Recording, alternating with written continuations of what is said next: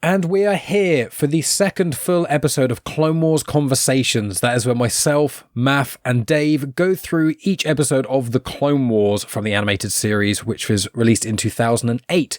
And there's 7 seasons of this. It's a lot of episodes to go through. We did all of episode 1 last month. All of season 1 last month. That was all 22 episodes. But this time we're splitting it in half a bit, so we have a little bit more time to speak about the episodes in more detail, the arcs, and certainly as we get through the later seasons, there's going to be whole arcs that we're going to want to just really, really talk about. But we're not quite there yet. We're not quite there. So season 2 came out, I think, 2009, 2010 sort of time. We're tackling the first half. So episodes 1 to 11. So it's just 2009, I believe. And Math has, as to remind anyone who may not have joined before, Math has never seen the Clone Wars before. So this is his first time. Dave has watched it all through once, and I've watched it all through 2 or 3 times, I believe. So it's a fun experience for all of us. So we're going to loosely go through the episodes and talk about our favourite bits in between that. But before we get to that, there's 2 things to note. First thing, Season 2 of the Clone Wars, I only found this out the other day, has got like a subtitle to it called Rise of the Bounty Hunters. So this is a season where bounty hunters come to the forefront a lot more. And in the second season, there's a lot of arcs heavily surrounding the bounty hunters. So that's quite interesting. And as we go through the seasons, all of them bar 2 others have got little subtitly bits to loosely give a exciting see to what this season is about.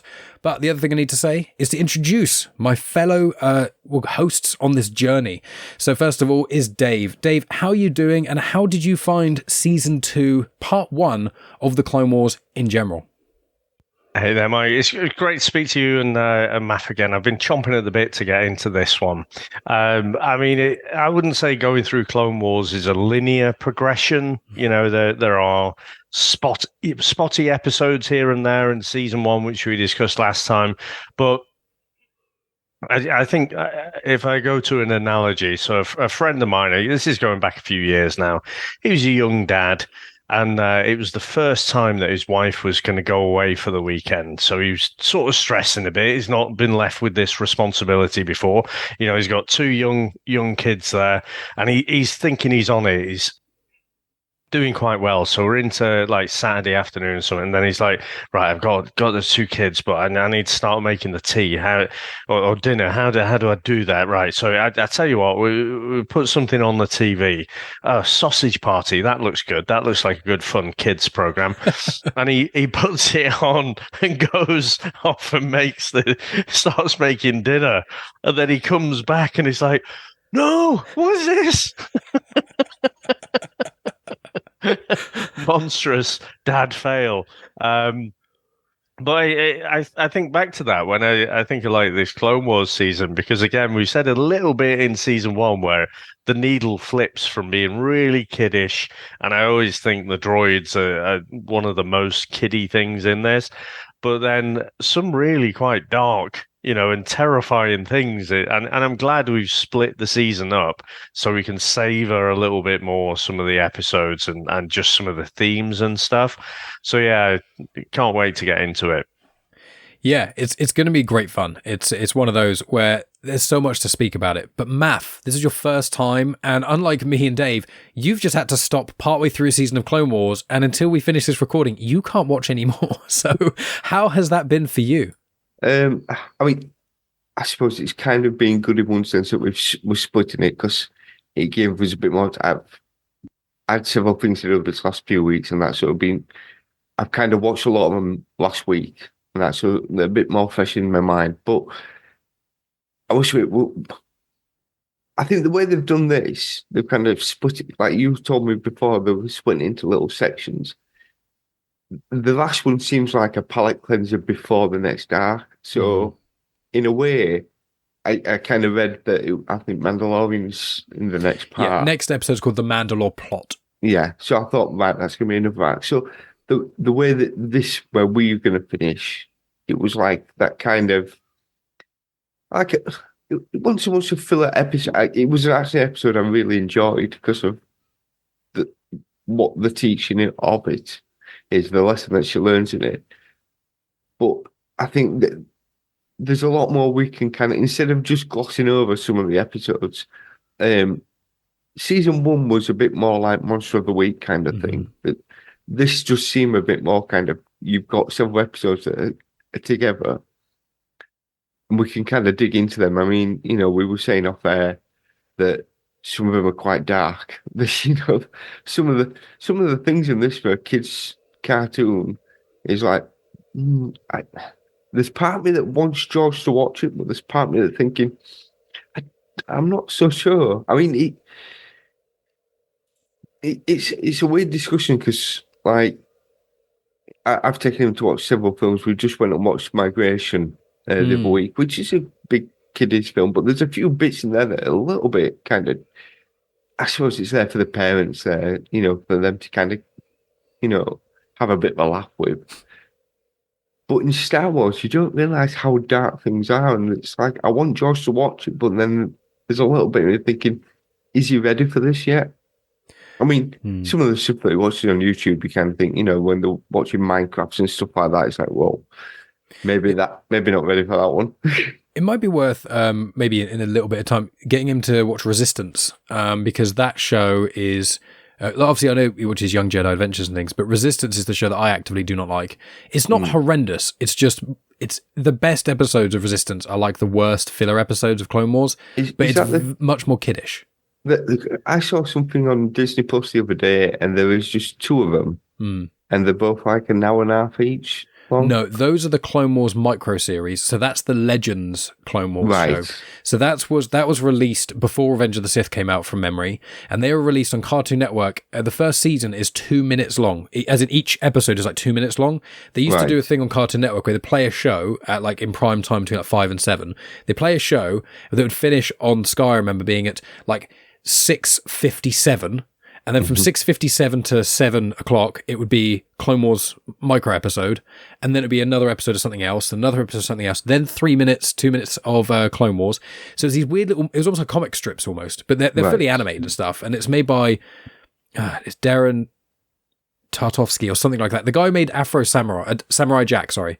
Samurai Jack has a show, it's that kind of style. It's not very much dialogue. The whole first season is like just battling happening, and season 2 is all right, but it's nothing. The depth of it is nothing like this Clone Wars. It's almost just like 95% high octane action, and it's worth a watch. It's pretty cool. There's certain characters that come in it that are different, and Grievous is in it, but is different.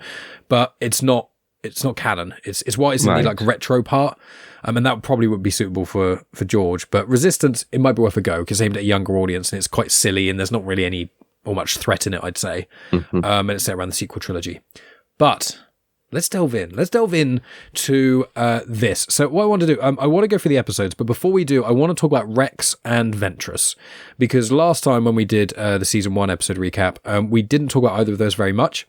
Now, obviously, because of the way I pressured Math into watching the animated shows, and with good measure because of the Ahsoka series, I got him to watch Rebels. So obviously in Rebels, spoiler alert, but you should know this by now, friends, Rex is in Rebels. He survives. So because of that, the dramatic tension around Rex has been reduced slightly. But Ventress, for example, Math doesn't know her fate. I know some people out there may or may not, but in the context of the Clone Wars and things. So what did you think, Math, with Rex and Ventress, both in season 1 and season 2, like what you've seen of them so far? Obviously, Ventress is a new character, Rex as a character you already knew existed, but debuted in this. What do you think about these two characters? Because I think they're probably two of the main new characters in Clone Wars, aside from Ahsoka. Like, introduced, that is, I mean. Ventress, the thing is, we've only seen a little bit of her. Yes. So, I mean, she seems badass. She seems very... is the word cocksure of herself. She's very arrogant. Yeah, she's very arrogant. She's very much like, I've been sent to do something, I'm going to do it, you're not going to get in my way. Yeah, she seems to like that challenge when she meets with Obi-Wan, that they seem to be kind of that yin and yang to a certain degree.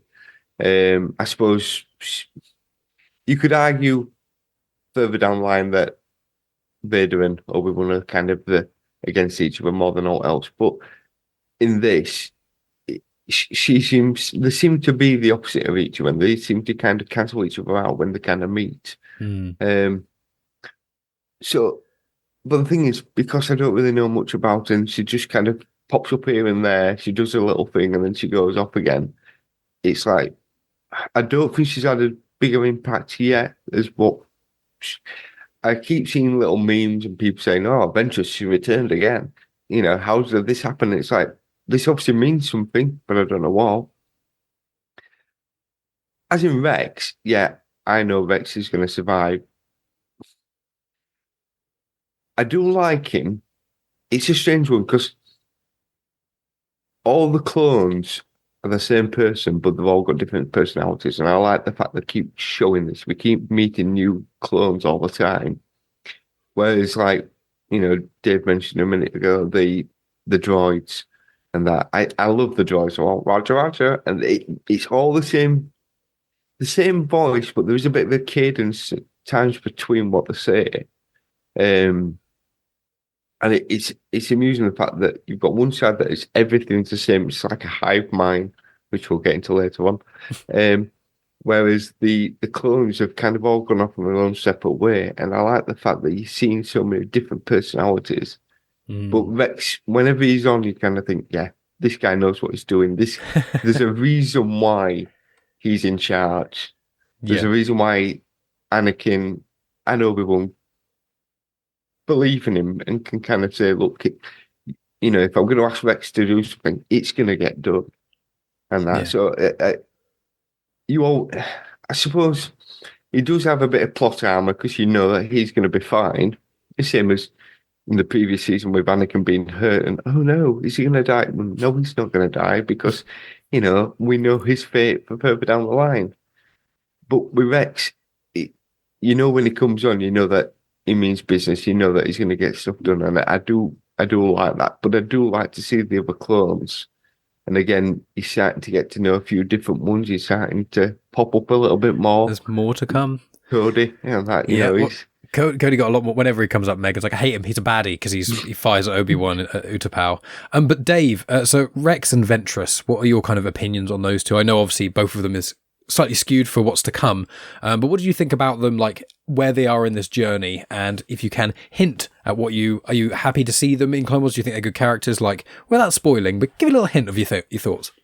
Yeah, I mean, I can't help but feel like Ventress is just like a Poundland Sith, isn't she? All of the Inquisitors, I just feel like they're put there because they remind you of like Darth Vader and Darth Maul but they hadn't appeared in live action anywhere, so it's just they seem like created for animation fodder for me. I don't know why. I get the feeling there's quite a lot of love or people like really like the character.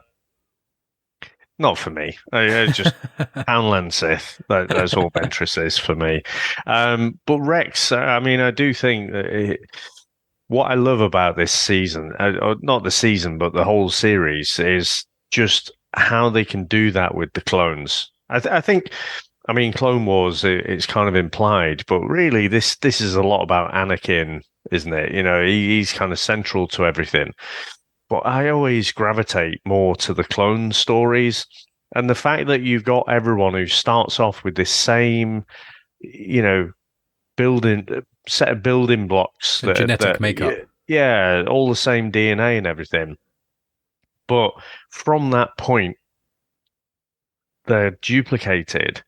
Then it's it's nature versus nurture as well, isn't it? It's what are the lessons that they've taught on the battlefield? What lessons did they learn there? So they all gradually become more and more unique, and Rex just has that kind of gravitas. He has that authority that when he speaks, you better listen. And so we'll get into the Deserter episode, I'm sure, at some point, but I thought what it also showed in that is that Rex, he can learn lessons as well. He doesn't just have this fixed view of the world. He can actually be taught things and think, oh, right, this changes my perspective on things.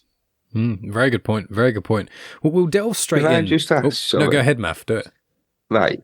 The Inquisitors. Yeah. They're not Sith. No. But they have some form of force powers, yeah? They're dark side users. Yeah. And they're kind of like Sith assassins almost without the title. They're tools used by the Sith. But now, from what we were discussing before about the Vader comics, Vader went and got his lightsaber by bleeding the crystal. So all these Inquisitors, have they all been and defeated a Jedi to be able to do that, or? So this is explored, not in a comic, in a book. It's called Inquisitor: Rise of the Red Blade. It is, in my opinion, one of the best prequel era novels. It's by Delilah S. Dawson, who also wrote the Phasma book that I recently released a review for. It's about a character called Iskatakaris. She's actually in the 2017 Vader comics. She pops up in one of the arcs. You'll know it when it happens. When you get there, I'll tell you about it. I don't want to spoil anything. But she's in that. And so this is about a Jedi who was there at the Battle of Geonosis as a Padawan, and then slowly got disillusioned with the Jedi Order, and then, Rise of the Red Blade, spoiler, she becomes an Inquisitor. And you kind of get to see a bit behind the scenes stuff. In the arc you're about to embark on, you do also get a bit of stuff in the Inquisitors, and she's in it. So you get to see, if you read this or listen to the audiobook, the two perspectives. In the book, it explains that there's a type of ritual that they do. It's not the same as a lightsaber bleeding, as far as people can tell, but there is something that you have to do. And she is tested. You get tested before you get to name yourself, before you get the name of the third sister, the fifth brother. You have to do something specific, and most of the time that seems to be going out hunting, finding and killing a Jedi, and bringing back their lightsabers, whatever other trophies, Jedi artifacts they have, that kind of thing. So you kind of do like a trial almost, and then if you succeed, you then get your own red lightsaber in the spinny bladey thing. Yeah.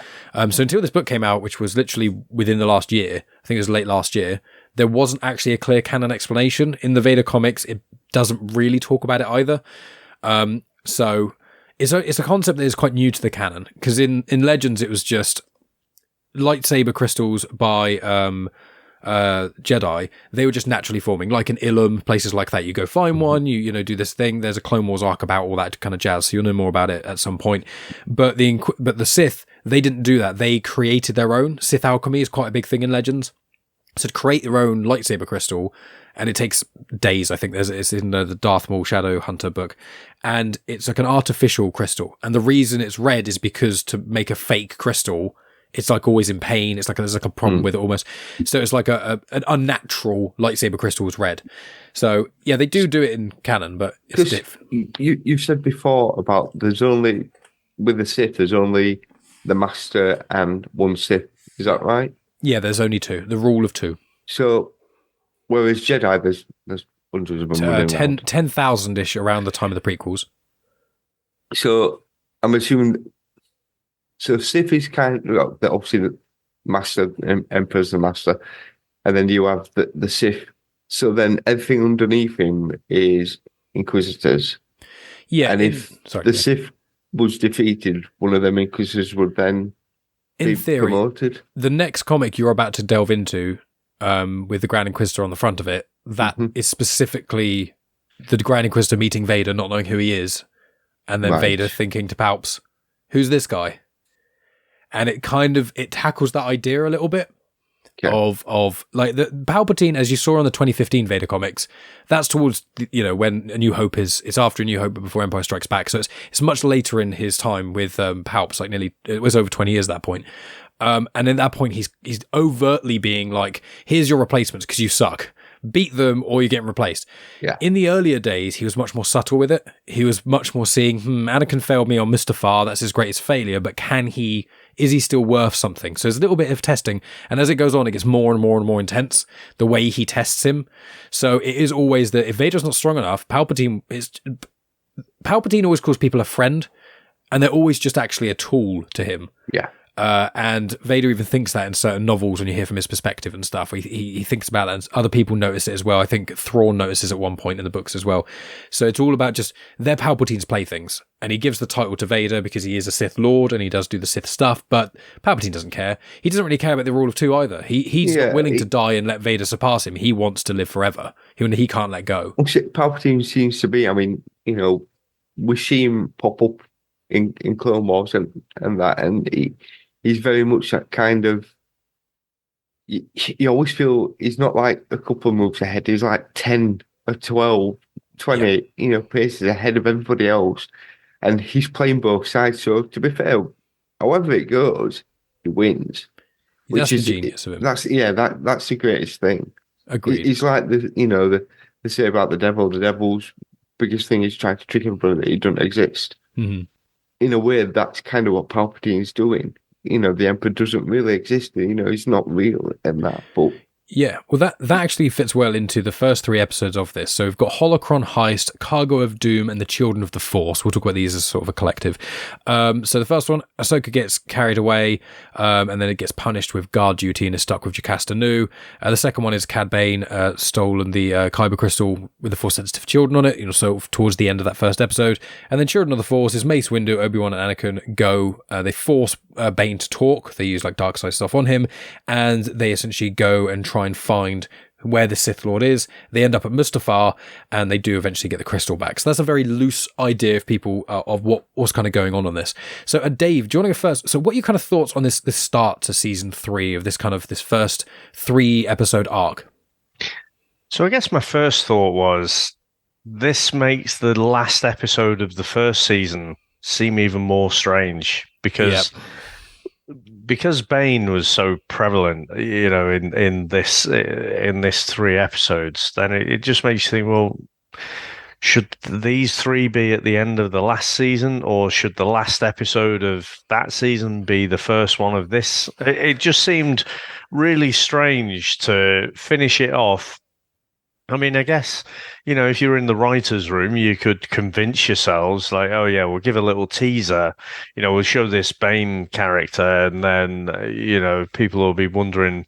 And then in season 2, we'll give them more of that. So maybe it was something like that. But I think, as we start to see Clone Wars kind of find its feet, I'm not sure it's in these first few episodes.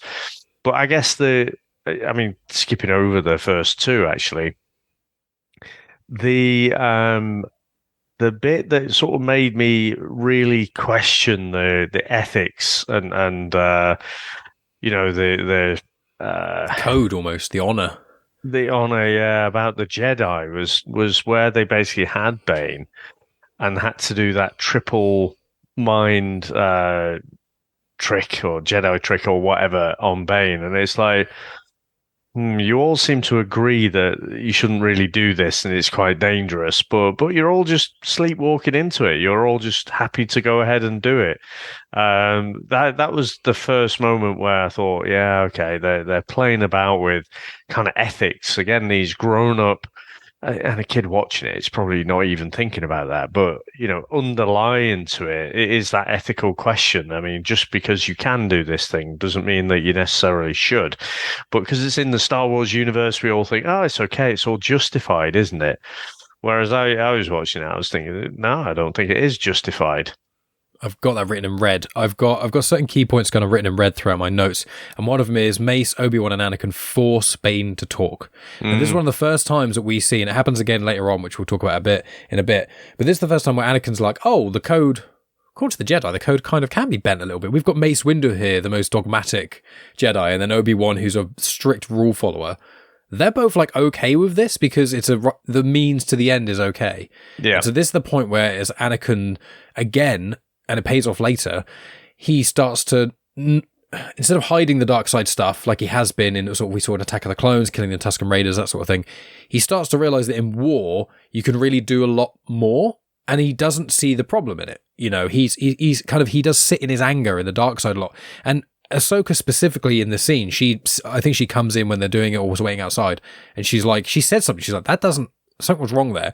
And Anakin, I think, is just like, we've got the information now, so it doesn't matter. And she's the only one to really question it. And it is, as you say, Dave, it's kind of showing the Jedi lost their way a little bit. So what do you think about that, Math? That's that part or the episodes as a whole? I think...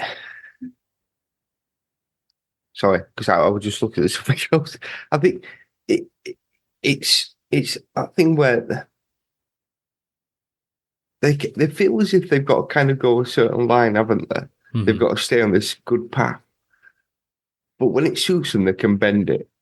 And that's an issue that I always have with the Jedi. They kind of seem to be like, we're the good, upstanding, the protectors of peace. We can do this and that, but we can kill people as well, isn't it? When it suits us. We can force people to tell us what we want them to do when it suits us. but that's the dark side. But yeah, but it's that grey that they seem to be able to get away with all the time, and I think that's part of the reason why I feel that the Jedi are always kind of hampered, and that you don't want them to explore the dark side quite the way that the Sith do, but I feel for Anakin at times. But you see when Anakin kind of goes, there's a tough decision, and he kind of picks someone that is going to get the result, and then he gets chastised for it. But it's like, yeah, but you guys are happy to do that when it suits you. But when someone else does it, oh no, you're not allowed to do that. They're very two-faced, I suppose, is the right way. Hypocrites is what hypocrites, Palpatine often calls them, and a lot of the Sith, they describe the Jedi as hypocrites quite frequently. And so the other antagonists of the Jedi in like the High Republic era and stuff. Yeah. I just, but I mean, I suppose as well, I can kind of go along because Mega doesn't like Mace Windu. Unfortunately, the more that I see him, the more of a dick I think he is sometimes. He's cool. Oh, yes. He's very cool and he's very good at what he does, but he's a mega dickhead. Mm-hmm. Go on. Well, I was just going to say, I've realised Megan's not here because she's ill. That's what I forgot to mention at the start. I did all the other stuff. She's feeling very under the weather. She's in bed at the moment. I've been taking care of her sort of today and yesterday. So that's why she's not in this one, but she'll try and make it to the next one. That's all I was going to chime in, Mav, so continue. Shaking her fist going, yeah, Mace Windu. Screw you. But yeah, no, sorry, I got distracted because I just remembered in the first episode, there's that, she's called Kato, the shapeshifter. The what, sorry? The shapeshifter. Yes, the species is a Claudite. Is that the same character that we see in Attack of the Clones? Yeah. No, I thought it was. I thought it was as well, but no, that's Zam Wessel. Zam Wessel dies in Attack of the Clones. She gets killed by Jango Fett. You see, this is the problem because we have these 3 episodes, which are before end of season 1 episode. I don't know where I am with the timeline. Well, it's always after Attack of the Clones. If it's always going to be after Attack of the Clones because this is specifically the Clone Wars, so it will always be between Attack of the Clones and Revenge of the Sith. The thing you've got to pay attention to is if Ahsoka is not there and never mentioned, usually it's before the Clone Wars movie. There's two episodes of that. So there's one that's going to be in part 2 of this season. And then it's called Cat and Mouse, and then there's the one we saw before, which I think was Rookies.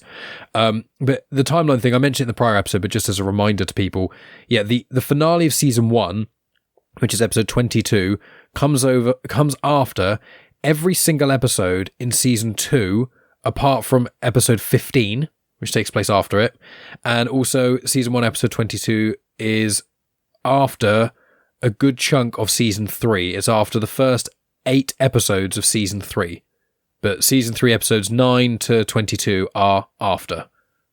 So that's why it's all confusing and why Cad Bane, they've just done this. So season 2 and season 3 are kind of muddled. It's the first half of season 3 and all of season 2, as well as bits of season 1, are all kind of mixed between the theatrical movie and season 4. But once you kind of get to that point, it's a much more chronological. It's like watching Firefly again. If you watched it originally when it first got released, it was a complete mess all over the place. But yeah, I think again, them first 3 episodes are good. But if you want to mention, obviously, when we reviewed season 1, if you want to said that's set in front of what you're going to see next, I'd have been like, they know who Cad Bane is, but yeah, they're acting as if they don't know each other, which obviously they don't at this point. Yeah, it's also, I don't really understand why it made a difference, because the events of the finale of the last episode, I'm just like, why was that? Like, he freed Zero, I think, was the main thing, wasn't it? And I'm like, why? I can't remember if there's an episode in season 2. I don't think there is about it. But I'm like, why did that matter? That it had to be timeline-wise before this. You change like one line of dialogue, and this can just be the first time Bane ever met the Jedi. It's just a really weird choice to decide to do that for no real reason. It feels like a mistake, but I don't think it was. It's bizarre. But if we move on now, go ahead. I think I did say in season one. I think season one seemed to be very much of let's throw a load of different episodes and see what sticks, see what people like, and we'll build from. Obviously, I don't know how much they're going to build from there yet because you made me stop at episode 11. But I feel that this is better structured. So I feel that maybe season one were very much like, let's see what people like. We'll take it from there. I mean, I'm assuming Zero does appear further down the line. He does, yeah. But at the same point, I wouldn't be surprised if he didn't, because if he didn't kind of fit the audience's reaction, they would go, well, he don't work, so let's not use him now. What's fun is Jabba appears again, but Stinky is never mentioned again.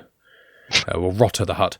We'll move on to... So the arcs in this, so the first 3 episodes is one arc. Then the next 5 episodes is a 5-episode arc, which I think is the longest arc in the whole of the Clone Wars seasons, because they normally stick to 3 or 4 episodes a go, and then they loosely continue on from each other to a degree later on.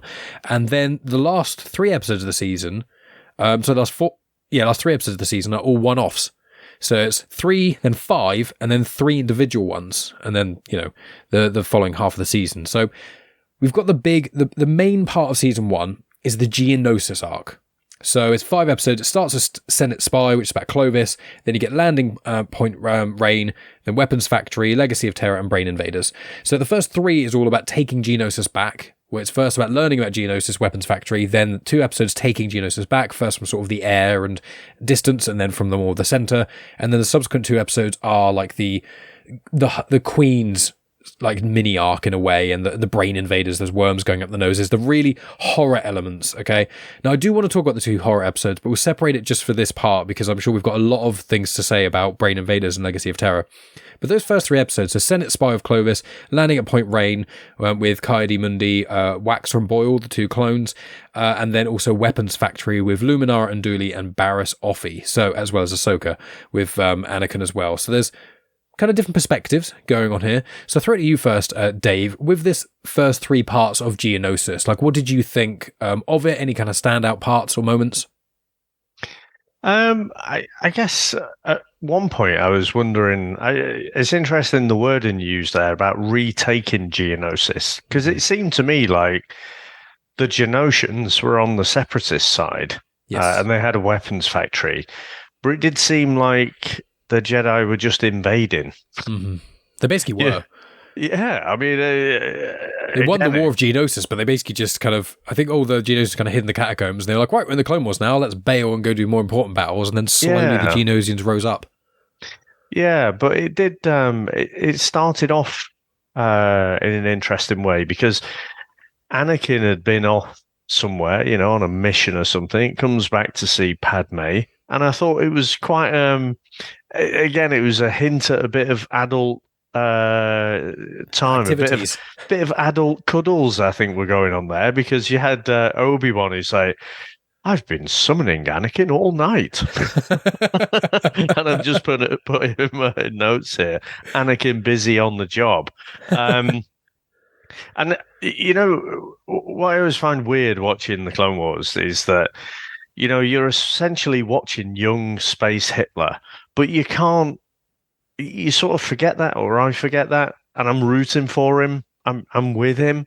And so it's surprising to me when he acts like a dick, and he's so jealous, isn't he, when he finds out about Clovis, who's this Clovis guy, and I'm like, Anakin, don't be a dick. But then I'm like, oh, you're fucking space Hitler, aren't you? I keep forgetting. Probably in the grand scheme of things, being a bit possessive about your girlfriend probably isn't that high on the list. But yeah, I think in terms of the arc, they all blend a little bit, not because they're samey, but for me, they really feel like one story. Mm-hmm. So, as Matt said there about Monster of the Week with season 1, I think it was very, very episodic, wasn't it? Every episode was a start, middle, and end story, and then you're on to something in the next one, whereas this just felt like a continuation. It almost felt like, this could be, unlike the Clone Wars movie, you could knit this all together and it would feel like a short movie, wouldn't it? So if you put this with the dessert, if with these five would make like an hour and a half ish, or about an hour and a half, maybe nearly 2 hours, you could just add either Grievous in, like Grievous intrigue would be a cool one because it would kind of build hype for Grievous' appearance in Revenge of the Sith. If they had released, as you said, the Geonosis episodes and one or two extra ones, the standalone episodes, like the Deserter, that'd have been a really cool. That'd have been a much better Clone Wars movie. You're dead right. Yeah, it would have been, but I thought it was good because you get the episodes where they're kind of retaking Geonosis, and then where it all descends into this horror kind of thing. You get to meet the Queen, don't you? And it's like she's creepy as fuck. This is getting a bit weird. But then when they have the worms. And then not just the fact that these worms, it's a little bit Star Trek 2 Wrath of Khan as well to me, but it's the sound that they make, when you see these things, this like shriek that you hear. And again, I think Matt's right to be slightly cautious with showing this to young children. I do think it, for a Star Wars animated show, I thought this was pretty creepy. But yeah, this for me, these weren't my favorite episodes, but for me, this is part of the evolution of Clone Wars. This is where you're seeing now there's a tight arc that spans several episodes. This is the first time for me we've seen it in Clone Wars. So yeah, I really, really enjoyed it for that. The complex storytelling, and what I like is the different perspectives from different Jedi, and you're kind of seeing how a battle with several different generals all kind of working together, how you can steadily kind of take over an area when it doesn't work and be a stalemate. But Math, what did you think? We'll focus again slightly more on the first 3 episodes, and then we'll delve into the horror ones in more detail, because I'm sure we've got lots to talk about with those. But those first 3 in the Geonosis feel, like how did you feel going into this and feeling this bigger 5-episode arc? I like the fact that Cad Bane were like, I'm not getting involved. I'm not getting involved. Good. I don't want you getting involved because I say so. Fuck you, Anakin. I'm getting involved. I'm going to go do it now. And it's like, what? But I just told you you're not allowed to do it. Yeah. So I'm definitely going to. It's like when, I tell kids, don't do that. I know they're going to go do it. It is a point where you realize that they are still technically teenage, very young. Teenage, I think Anakin's 19, maybe 20 at this point. Yeah. I think Padme's in her 22, maybe 23. I think so. Still quite young. She's older, isn't she? Yeah, a couple of years, I think. Yeah, and again, when he kind of finds out about Clovis, he's like, "Who's that?" And you can see that again. We mentioned this before. It might be before we start recording that. There's a few moments in this where you see Anakin kind of, and I think the way they drove it as well, he goes dark. It gives him that shadow, that kind of, as if like that dark side's coming across him or something like that. Strange. But it is that jealousy that, which I understand that, but sometimes he goes a bit too far with it. But I think we've said before, I don't think it's so much that he's jealous. I think it's jealous that what Padme makes him feel, not so much about Padme herself and that someone else would, it's the fact that how he feels that he's kind of in charge of her and controlling her. It's possessive love. Yeah. And when he doesn't have that, he really doesn't like it. He doesn't like that control. You see it when he doesn't have control. When Obi-Wan kind of tells him what to do, because in a way, they're kind of on the same level now, aren't they? There are. There's a book, Brotherhood, that explores them finding their way and how much happier they both are, because Obi-Wan's like, I'm exhausted having to be the father figure for Anakin who doesn't want to be fathered. And Anakin's like, finally people are treating me like an actual adult, which is nice. But I just want to quickly add, it's a 5-year age difference between Padme and Anakin. So he was 10 in Phantom Menace-ish, and she was about 15. And now he's about 19, 20, and she's about 24, 25. Because, you do feel that although they are equal, that there's still respect there for Obi-Wan, but also resentment as well. And I think as we're going along more, I mean, I do find it a bit strange the fact that Anakin is dressed in kind of dark colours.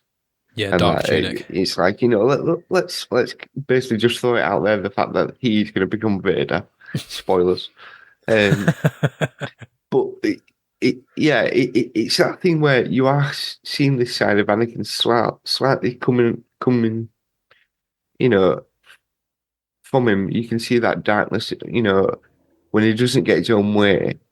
But then again, when Luminara Unduli kind of comes with a Padawan, Yeah, and Barris. then Yeah. it's like, it's chastising Ahsoka, oh, you're not good enough and this, that, and other, and that, and he doesn't trust her, whereas Unduli's like, oh, I trust mine, and that. But it's strange, although he's saying he doesn't trust her, he knows full well if he asks her to do something, she can do it. And if anything, he's the one who's got more confidence in his Padawan than what she does. Well, on that point, it's like he teaches her to be adaptable, whereas Barris is taught, do this task, and Barris does the task to the best of her ability, which obviously memorizing the labyrinth she didn't do a great job at, but it's like, learn this task. Okay, Luminara, I will do this thing. Whereas Anakin is like, here's a problem, solve it. And it's Ahsoka does have freedom because she gets in certain situations, but he teaches her how to adapt. I wonder if you had any comments on that element of Barris and Luminara, because, Barris and Luminara show up again. Like Barris and Ahsoka become like friends, and it's interesting watching these two Padawans grow up with very, very different masters, and that's another element of showing Ahsoka's growth in the show and how inevitably she survives a very horrible event that occurs. I think it's fine the way, I suppose, the way Luminara's teaching us, this is a problem, this is how we fix it. So do these things and it works. That's fine, but in the real world, it don't work like that. And Anakin understands that. The way he's been brought up and he's grown up and he's seen things, he's seen horrific things. He understands that it's fine, but, it's that saying, to make an omelette, you got to break some eggs. Mm-hmm. He knows the fact that you can have a task in front of you, but it's going to go tits up at some point. So you've got to be able to pivot. You've got to be able to make the best of a bad situation, which is why when he says, I'm not going to give up on my Padawan, because I know she's still there. I know that she'll still be fighting to be able to, and she'll be able to get out of this, which she does. And if anything, I think that, you would say that Anakin's a better version of Obi-Wan in a way. He's kind of evolved from Obi-Wan. Ahsoka is a better version there as well. She's kind of, because she's taken on all this knowledge and she's adapting and she's making it work for herself. So I do like the fact that you've got two Padawans who are going down the same path and probably about the same age, are they? About that, yeah. I haven't looked up their ages, but about that. But being taught so different, and if anything, you would say that, you would put more faith in Ahsoka doing something than you would with, is it Barris? Barris Offee, yeah. Well, Dave, I wonder if you have any comments on those sort of parts before we delve into the horror stuff. If you've got any comments on their relationship or the Ahsoka being collapsed under rubble, etc. I'm trying to think now because I haven't written in my notes. But is this the one where the Padawans do essentially? They could get left for dead, but Anakin won't have it. Yes. Yeah. Okay. So yeah, I thought again, really, really interesting, thought-provoking stuff, wasn't it? So the reason my mind was veering off a little bit there with what Math was saying is that there's an old saying, probably going to butcher it, but it's something like battle plans don't survive first contact with the enemy. So it is kind of a known thing that you can't be this formulaic and actually, any kind of soldiers need to be adaptable, to their surroundings. But the Jedi are so high on their own supply, aren't they? They probably don't care about that.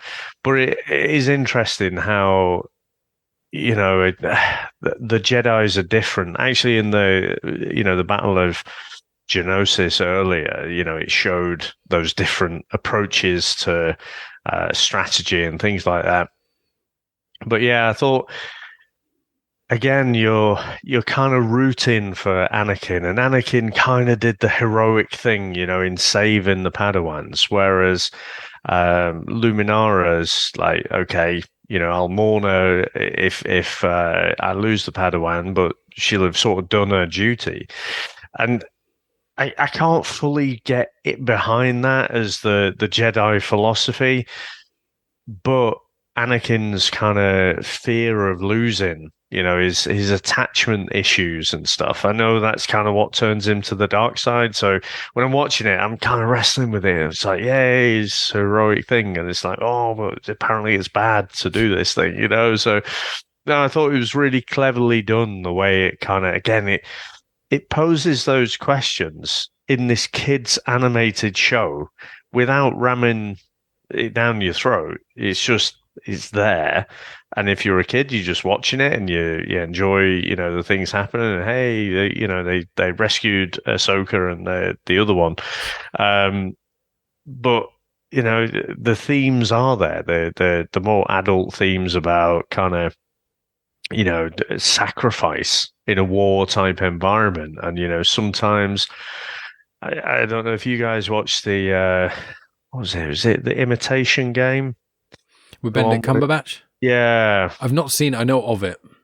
So, I mean, it's all about, breaking the Enigma code. And there's one key bit, and I don't know how historically accurate it is, but they kind of break the code so they can now decrypt all of these messages. And there is a ship transporting a load of prisoners of war, so allied prisoners of war. And you've got these bombers and things approaching the ship, and they have the opportunity to say, no, pull out. There's a whole bunch of prisoners on board there. And they don't. They decide to just let it happen. And they decide to, of all the information that they have, they only act on these probably not totally random events, but just enough so it's not clear. Because if the Germans would have changed their way of encrypting messages, then all of that work to break the Enigma code would have been for nothing, and they'd be back to the drawing board. So it's really, really, again, thought-provoking stuff about just how you behave in that that war-like environment. I agree. I think there's a thing when in the Navy, you'll find that the captain of the ship will keep himself very isolated from the rest of the crew, and the main reason for that is so the fact that when he has to make decisions, there's no personal tie there. There's no kind of I can't do that because I don't want Fred to die. He has to make certain decisions. So he has to keep himself isolated, which is the same kind of thing. Sometimes you have to, in a war situation, you have to kind of pick the lesser evil, and unfortunately, people will die. But you miss. I mean, Anakin does say something on that lines at some point when Ahsoka says, "People died." He says, "Yeah, but lots of people lived because of you did this." It's that thing. Sometimes you have to make that tough choice. Can I just say though, depending on the writer here, it makes that choice either good or bad. Because think about it, right? Another Disney property, if it's in the MCU, it's probably Captain America making that choice. No one gets left behind. And so, it doesn't matter if doing this one heroic thing causes this chain of events. He's, doing that heroic thing. So, yeah, it's okay if you're in the MCU, but not so much in the Star Wars universe. It's the path to the dark side. I think the thing is in the MCU, it's a lot more kind of hero kind of, and you can accept the fact that realistically, yes, Captain America is going to go back and save everybody and bring everyone back home, and yay! But realistically, that isn't going to happen. Whereas in Star Wars, to be fair, they don't seem to be scared in this kids program, showing the fact that people die. You know, I mean, the amount of Star Cruisers that I've seen get blown up and destroyed, and just think there's not like 5 or 6 people on that Star Cruiser.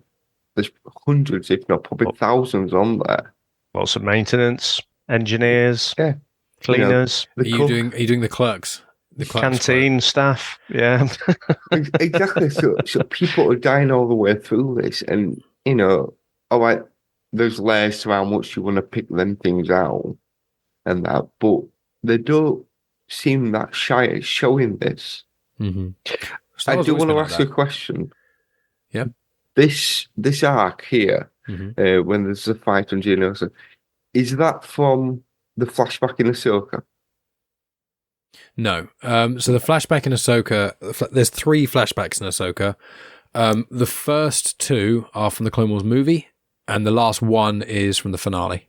Right, okay. Because I obviously there's these big battles going on. I'm thinking, well, I know that Ahsoka was young. He should have been young there. The flashbacks is Christophersis, which is where I think Ahsoka and Anakin sort of one of their first missions is, and Teth is the other first mission. Teth is the more purple smoke. Right. But I will say there's a part in this, before we get into the horror stuff, but it will lead in, is Ahsoka has a conversation with Barriss at one point about her master, about Anakin, and saying, like, I don't know what he's going to do when this war's over, because he's grown up in essentially a war zone.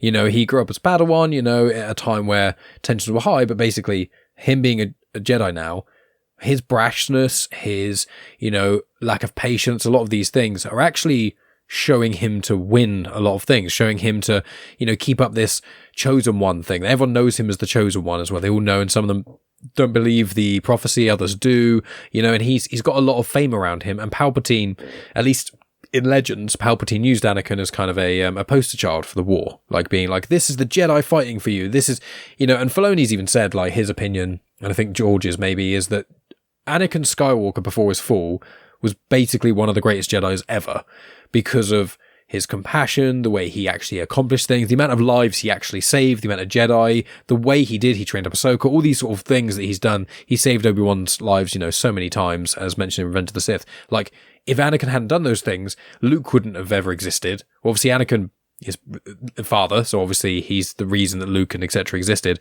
but also he saved Obi-Wan so many times. Wasn't necessarily heroic, though, to create Luke and Leia, was it? You know, not when you look like Natalie Portman as well. Oh, poor person. Oh no, you had to have relations with, you know, Padme. What a shame. What a bullet you've taken, and an arrow to the knee.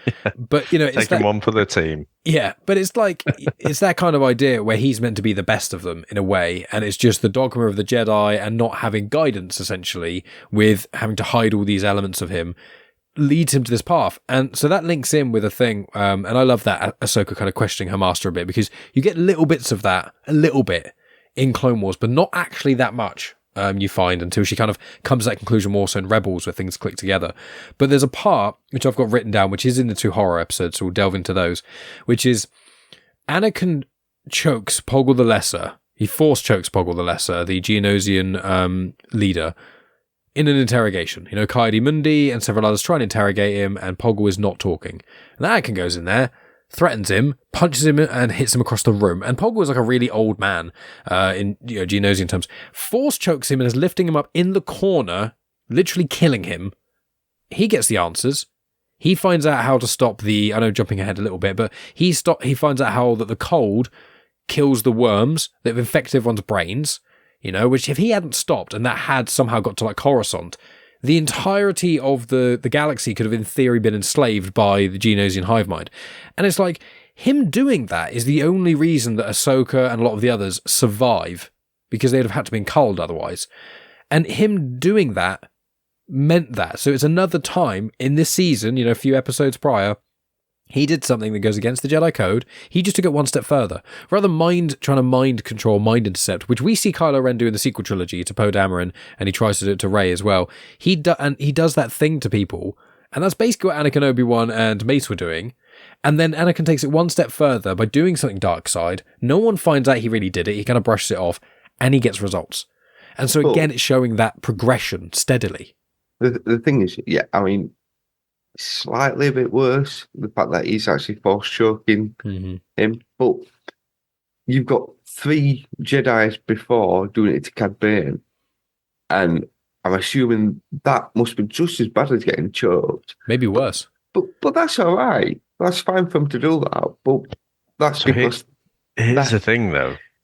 Would he have done that? I didn't think of that until you just said it there. But would Anakin have done that had Obi-Wan and Mace not worked with him to do that to Cad Bane earlier on?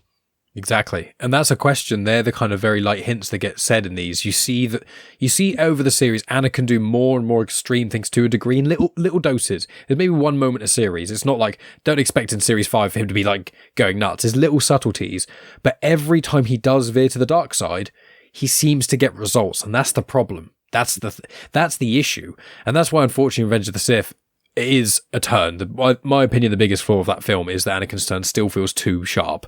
Going from, I want to save everyone at the start and then literally killing children. There's not enough explored there. But when you start seeing these things and you start seeing what he can accomplish when he actually does commit to the dark side a bit more, how he does these things and the promises he's given that connects with the possessive love, you really see like his path actually makes a lot of sense, especially because you're in war for 3 years. Let's not forget, again, not shown in Revenge of the Sith, and it would have been really good to do this, PTSD. Whether or not it's overt flashbacks and like hysteria, it still affects people in all kinds of different ways. And the violence that Anakin had to consistently use over and over again to get results that save people's lives, it just turns into violence doing stuff that achieves your goals. And that's what Vader does. He goes into every situation with brute force and violence, and he solves 99% of his issues through brute force. And that's what Anakin's starting to find. He's more powerful than everyone. He can do things other people take ages to learn. He's excelling at everything. He's like as powerful as fellow mentors, and they're decades older than him. And it's all because that little step up from tapping into the dark side, it kind of drip feeds him, and it's almost like a glass of clear water. Yeah, you put a little bit of one drop of blood in a glass of clear water, it doesn't look that different. But several drops, and eventually the colour changes. And that's kind of what the Clone Wars is trying to show, till he's at that point of being ultimately susceptible from Palpatine, and that turning moment. And it also shows why he didn't save Mace Windu at the time with Palps, because you show time and time again that Mace Windu is just awful to him. So save me, Anakin. Fuck off. Master Skywalker.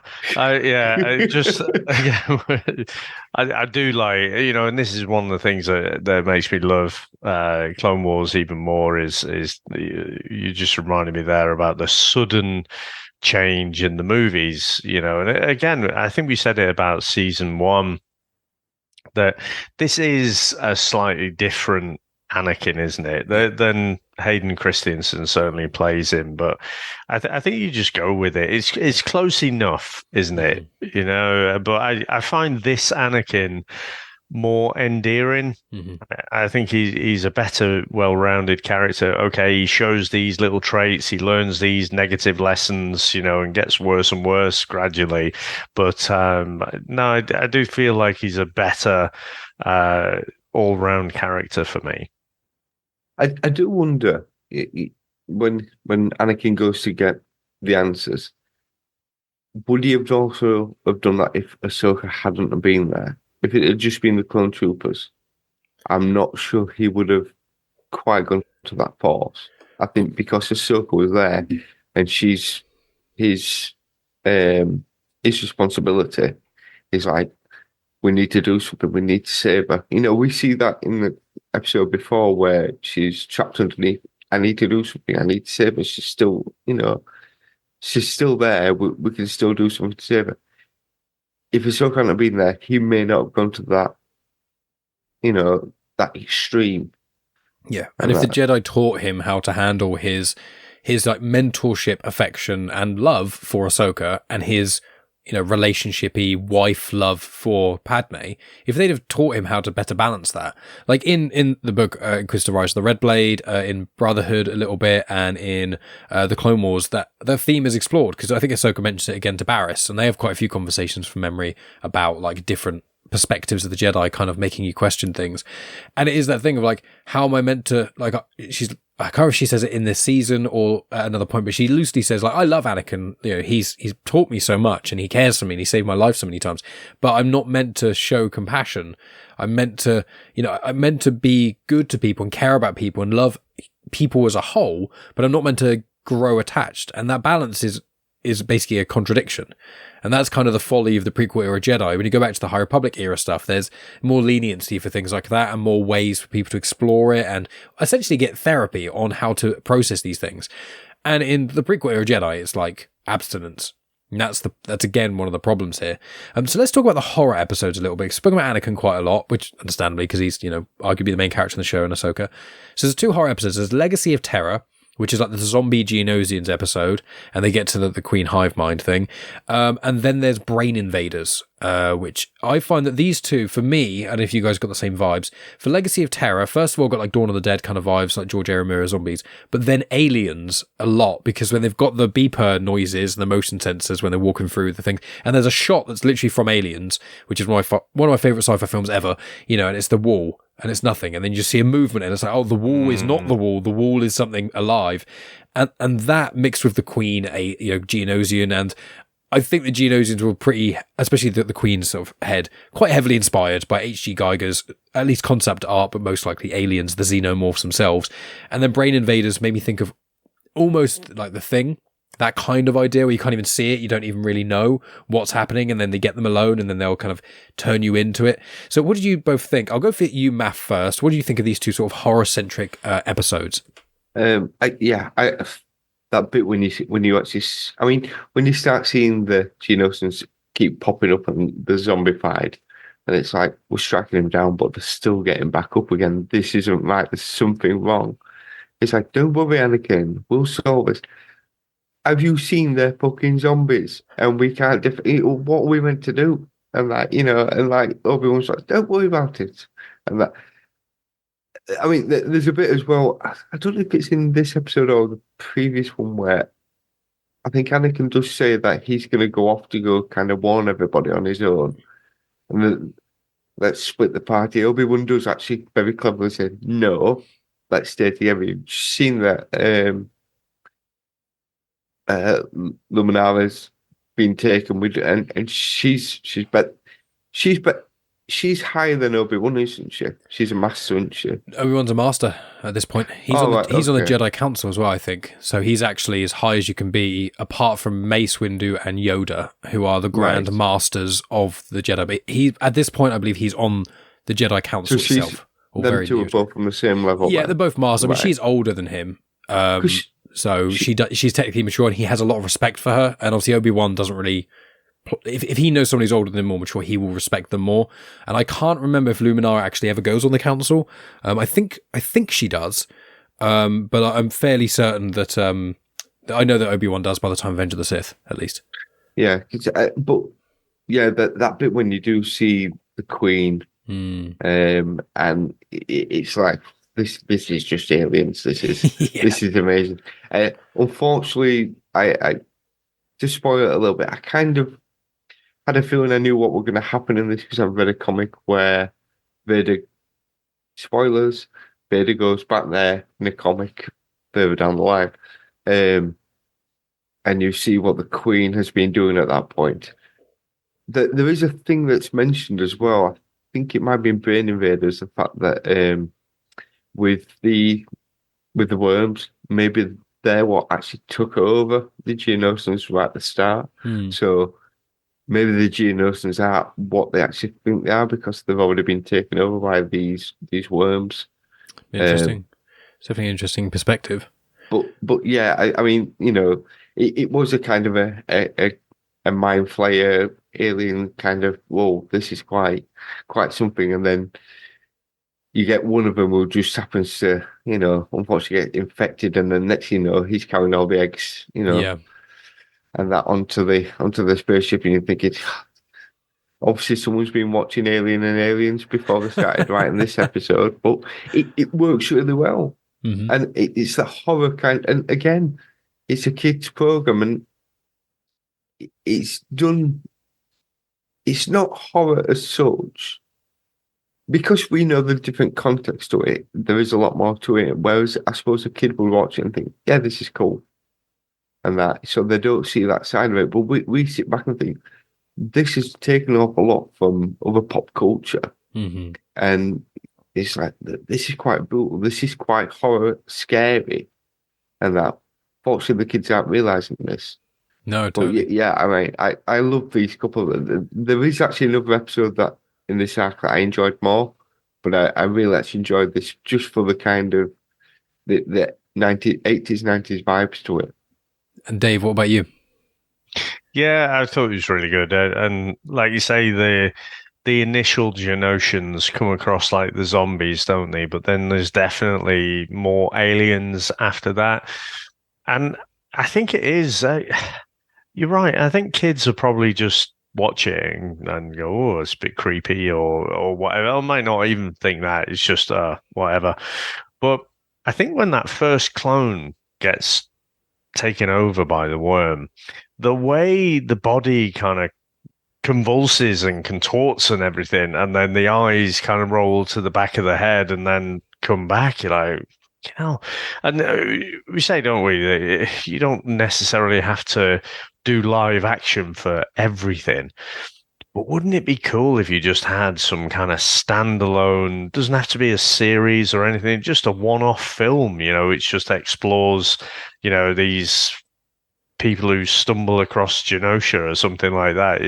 I guess that would be kind of aliens, wouldn't it? But if you did it well, you could explore that. But this is something I think you could really ramp up the horror on. But I think they probably got away with as much as they could in an animated show. And so, yeah, I thought again, this is where they're obviously playing around with the genres, really, in the episodes. So, yeah, I thought this was again a really solid arc. Yeah, it's great. Can I say one more thing? Sorry. Yeah, I was going to say, go ahead. I will point out the episode 7, Legacy of Terror. Yeah, the one where we see the Queen. Yeah. And Obi-Wan is a bit of a dick there.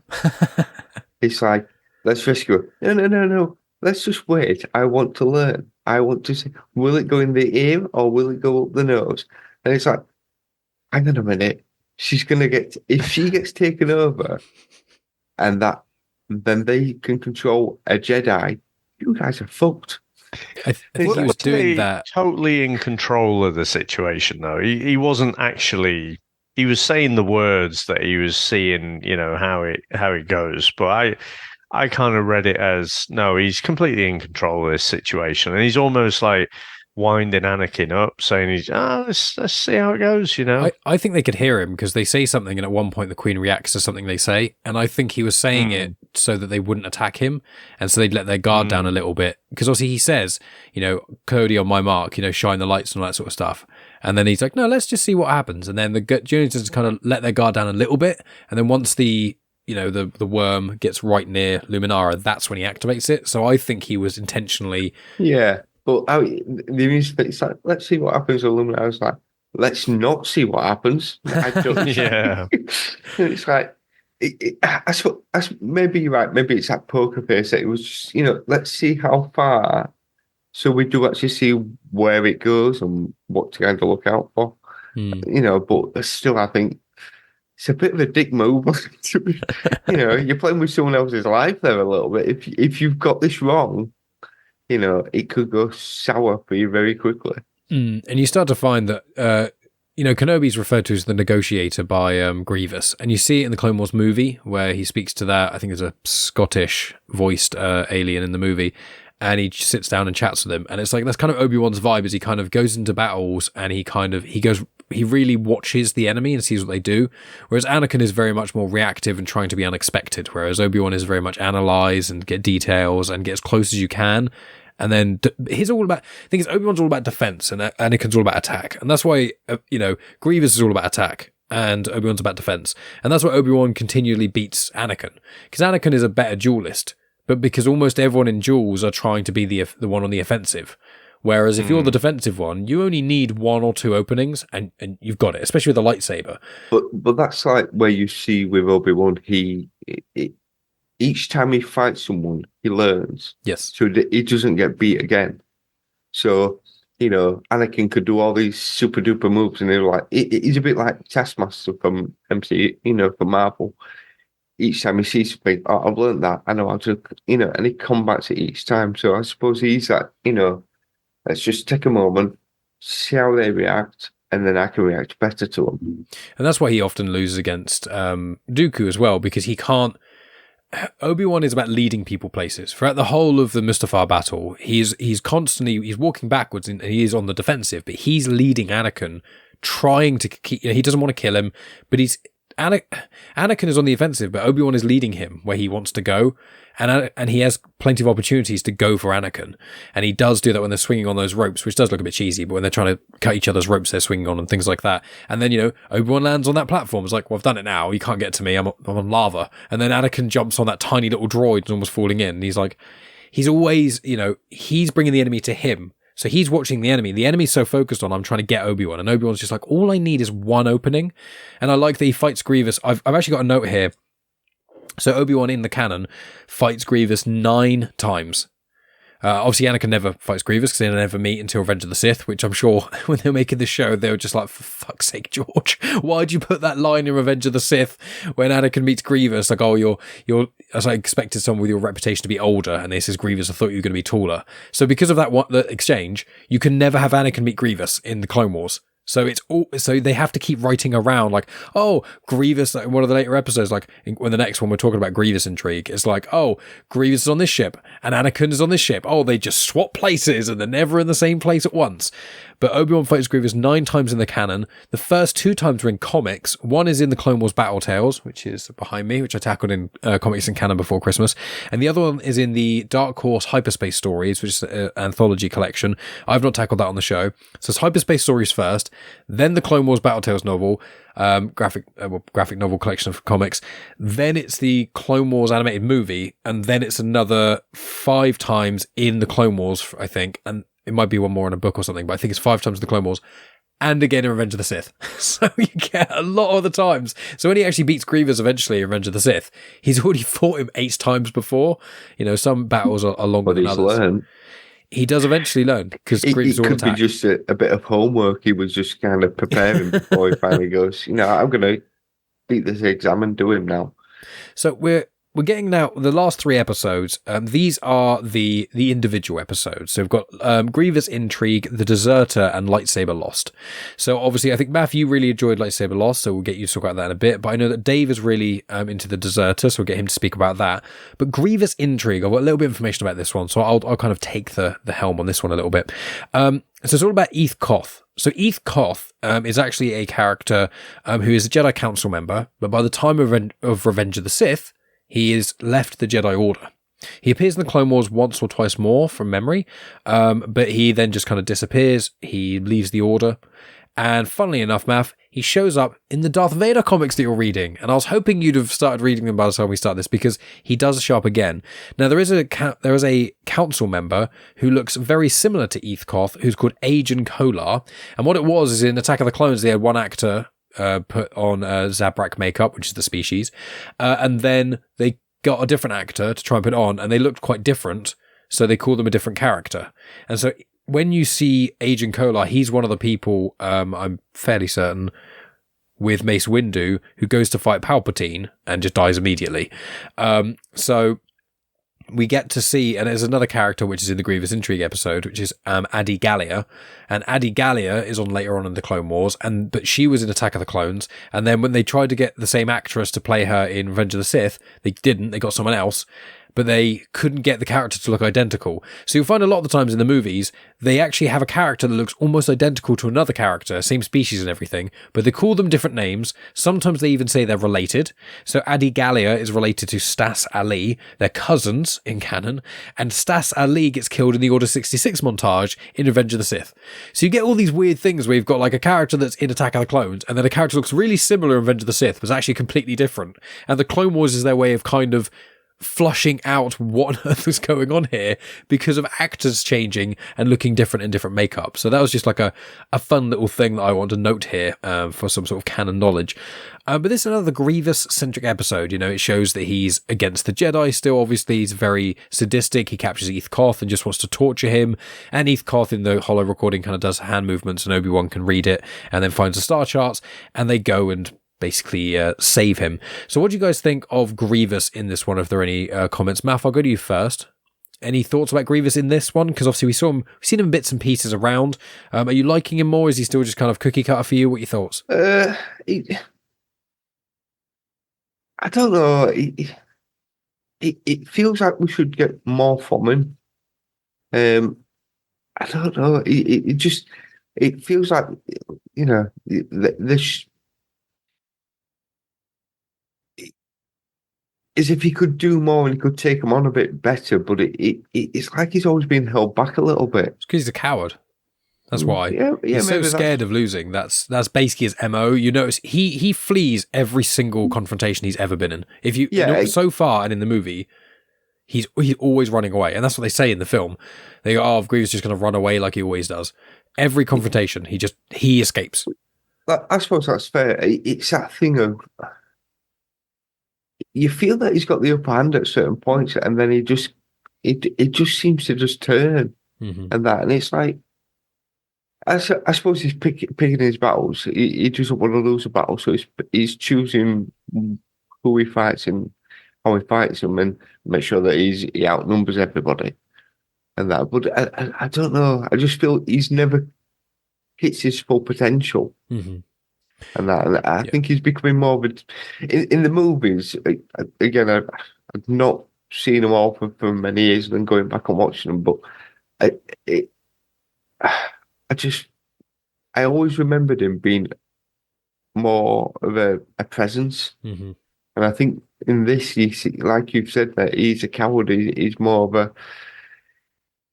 it's that big bad name, but there's nothing from him really. I don't think it's as scary as what they keep trying to make out what he is. Yeah, you don't get to see as much in this. In the micro series, I mentioned the Legends micro series. The Grievous in that, I don't think he has almost any dialogue. He is ruthless and brutal. There's one scene he kills like 10 Jedi. He just takes them all on at once.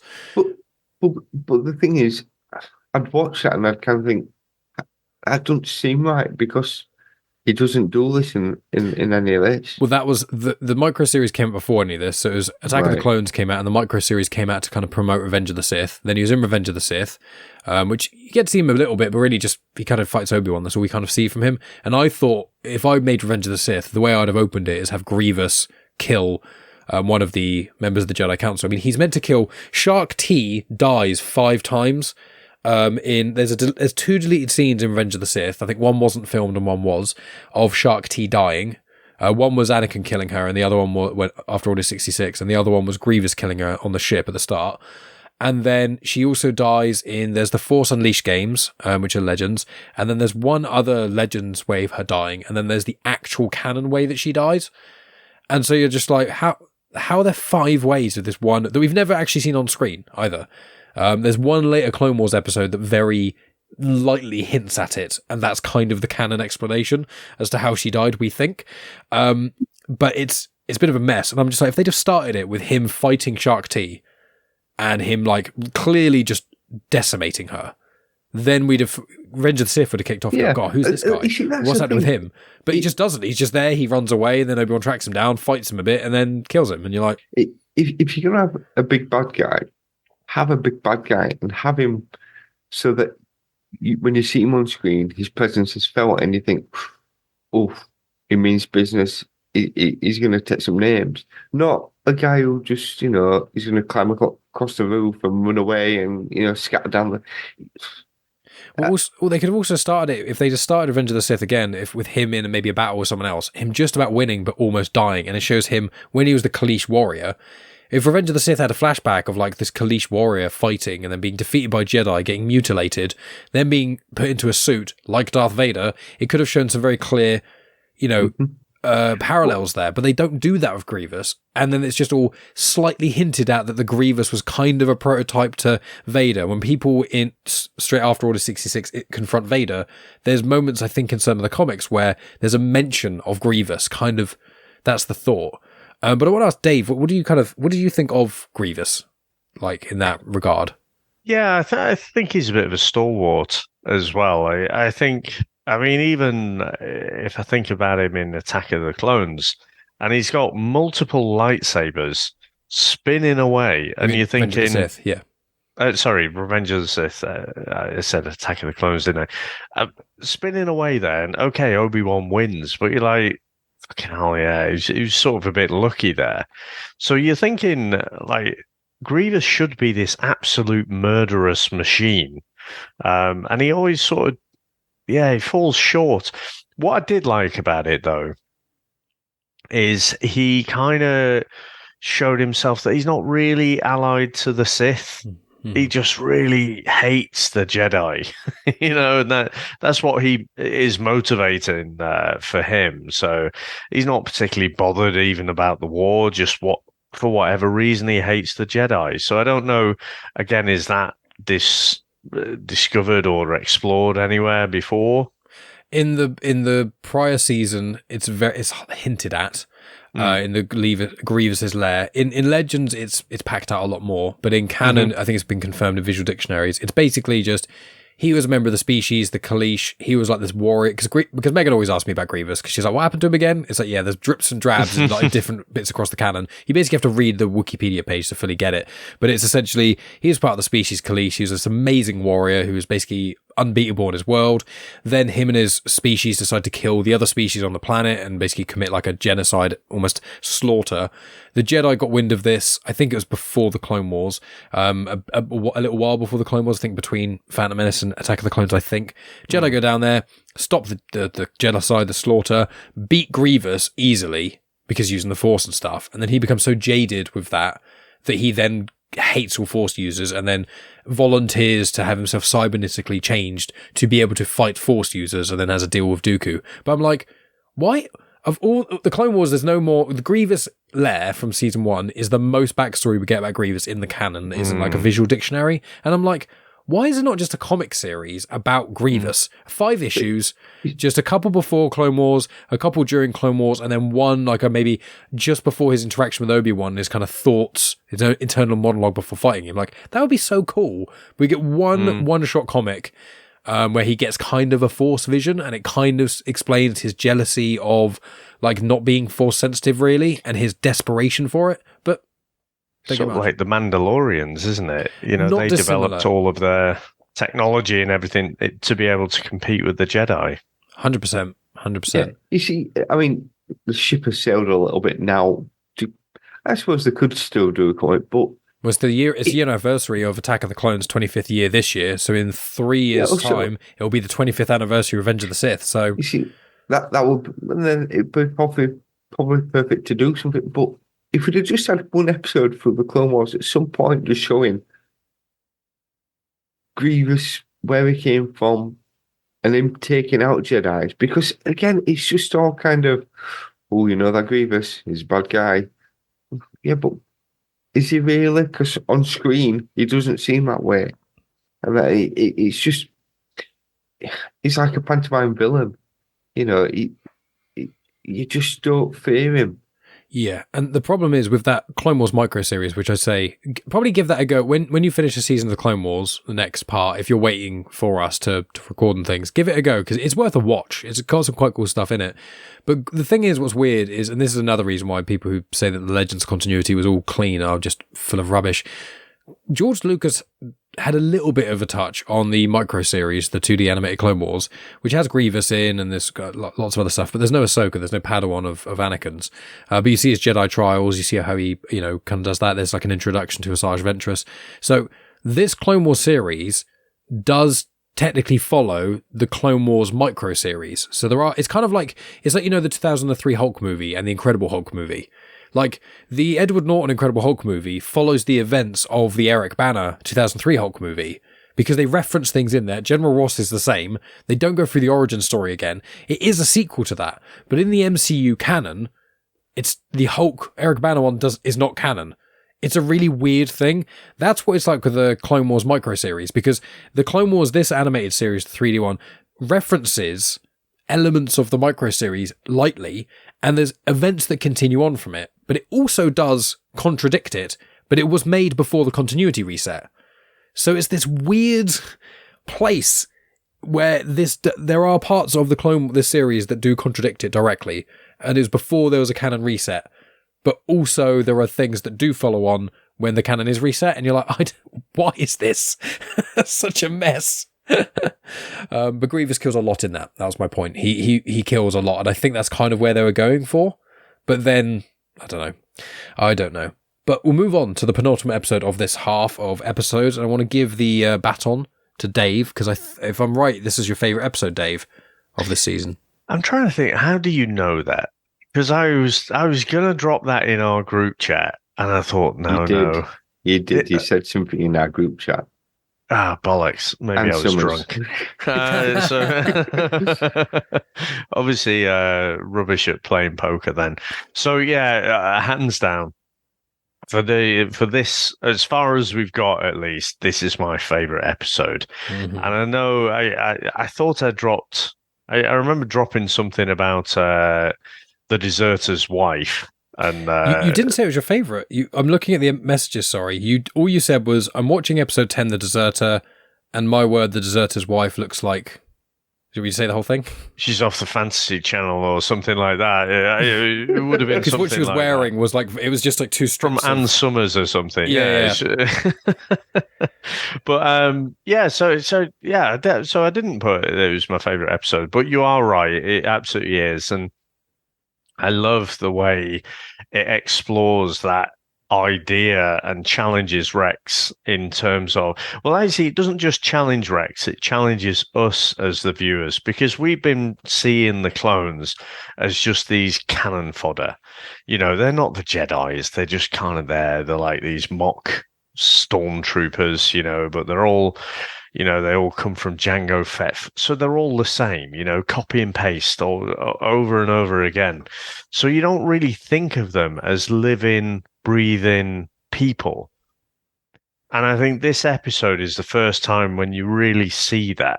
You know, so even though before you got the clones, they've got their different kind of personalities and stuff, you don't see them as people. They're just soldiers. They're just, that is their duty, and that's what they're bred for.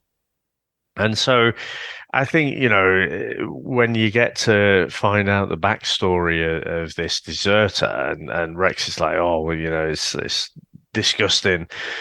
And then he explains it. He was like, you know, we were all just mowed down, getting murdered essentially, and then I just ran, and then I ended up starting to build this life.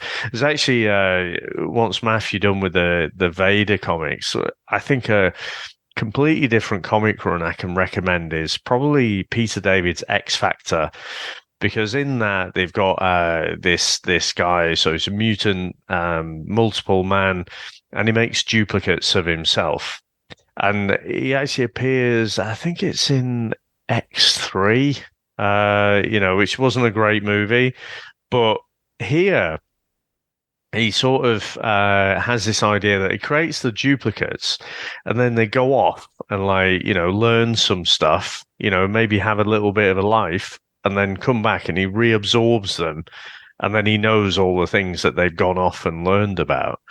And this kind of or this idea of the clones, you know, starting off from that same point, but they are living, breathing people. Just because they all started off with the same building blocks, should they really be denied that right to just live and have a life? I don't know. But I think the fact that it explores this, I think was brilliant. Absolutely brilliant. Well, I want to say before we get Matt's thoughts on this is why when we finish with Clone Wars conversations, we're going to get into the Bad Batch. Because I know you didn't, you weren't as fussed on the Bad Batch, and there's a lot more filler in the Bad Batch. But there's a couple of standalone episodes. I won't say anything about them, but what you've just spoken about, it's that idea, but after the Clone Wars, and it goes some pretty intense places, which I thoroughly enjoyed. But what do you think of the Deserter then, Math? What were your thoughts on this? I like this. I like the bit when the kid went, "Your face looks like my daddy," and it's like, that's a bit when we went, right, yeah, okay. I mean, all right, the episode title kind of gave me a bit of something. Obviously, there must be a clone trooper somewhere, but you kind of feel for him when it's that point, like Dave says, he sees that all his friends, all his brothers are getting mowed down. He's like, I got scared and I ran. And you think, I don't blame you. War is scary. Not every, we see throughout these episodes, the troopers getting kind of, just taken down and just dying all over the place. And no outcome to that, no kind of PTSD, no nothing like that until you get here. And he kind of says he saw this happening, he got scared and he ran and he set up a new life and Rex is kind of against that at first and that, but then he kind of, like you said at the start of the episode, he learns and he obviously doesn't turn him in. And it's good to see this point where, not everyone can handle this. For the kids, we keep saying this today, for a kids program, it's got so many layers. The fact that, war is scary and war is, not everyone can handle it. And just because, we're seeing lots of people getting mowed down, some people are going to be traumatized from that. And him running away and starting up a new life and thinking he's away from this on a minute little island, little planet that no one's probably going to come to. It's just unfortunate Vex gets a big shot in the chest. That they kind of discover him. And that's so it's another one of those episodes that technically it's a filler episode, but there's a lot more to it when you start kind of breaking it down. Yeah, I think with episodes like this, it's easy for standalone episodes, I think, to be called filler. I think especially in season 1. And like with this one, the Grievous episode was cool. I liked it, but I think that was filler. It didn't add anything to the plot, unfortunately. It was kind of cool seeing about Eve Koth and again Obi-Wan fighting Grievous, but it wasn't necessary. And then I know we're going to talk about Lightsaber Lost in a minute, but that is also quite throwaway. But what's key about that is the lesson that Ahsoka learns. And I think in this one, this is all about Rex. This is Rex's growth as a character, where he starts to be more individual. And you'll see there are points where he and Cody start to diverge a little bit, and you kind of see why. Because Cody follows the rules, as with Obi-Wan all the time, and Rex is with Anakin and Ahsoka all the time, who do not follow rules. And they have little conversations every now and then, where it's they're kind of jibing at each other, because, Rex is with the crazy Jedi, whereas Cody's with the really calm, almost boring Jedi. But that's like Ahsoka and Barriss. Well, yes, exactly. It's the same. There's a lot of thing. Parallels there. Yeah, you've got Obi-Wan two Anakin. different, teachers showing you two different ways. So again, it shows you that layer of the clones, the fact that although they're all from the same kind of DNA, because they're with different people and they hang out with different people, they're getting their own personality. I mean, I've not looked into the Bad Batch really that much. Don't do it. Yeah, don't do it until you finish this. And obviously, you've just mentioned about us watching it. So, but I do know that it's there's 5 of them, I think. And there's a handful, yeah. And they're all slightly different, and they all. I think I've seen a picture, and they all look a little bit different, don't they? Yes, yeah.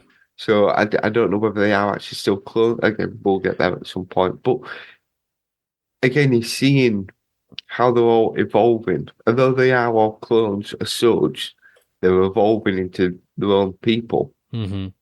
They just have the same face, pretty much. Yeah, it's one of those, and I think that there's a couple of more clone episodes that do come up.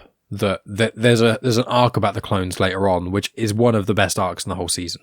And there's not a Jedi in sight. So they're building to that, but they can't start with lots of heavy clone stuff. They're kind of getting you drips and drabs of it.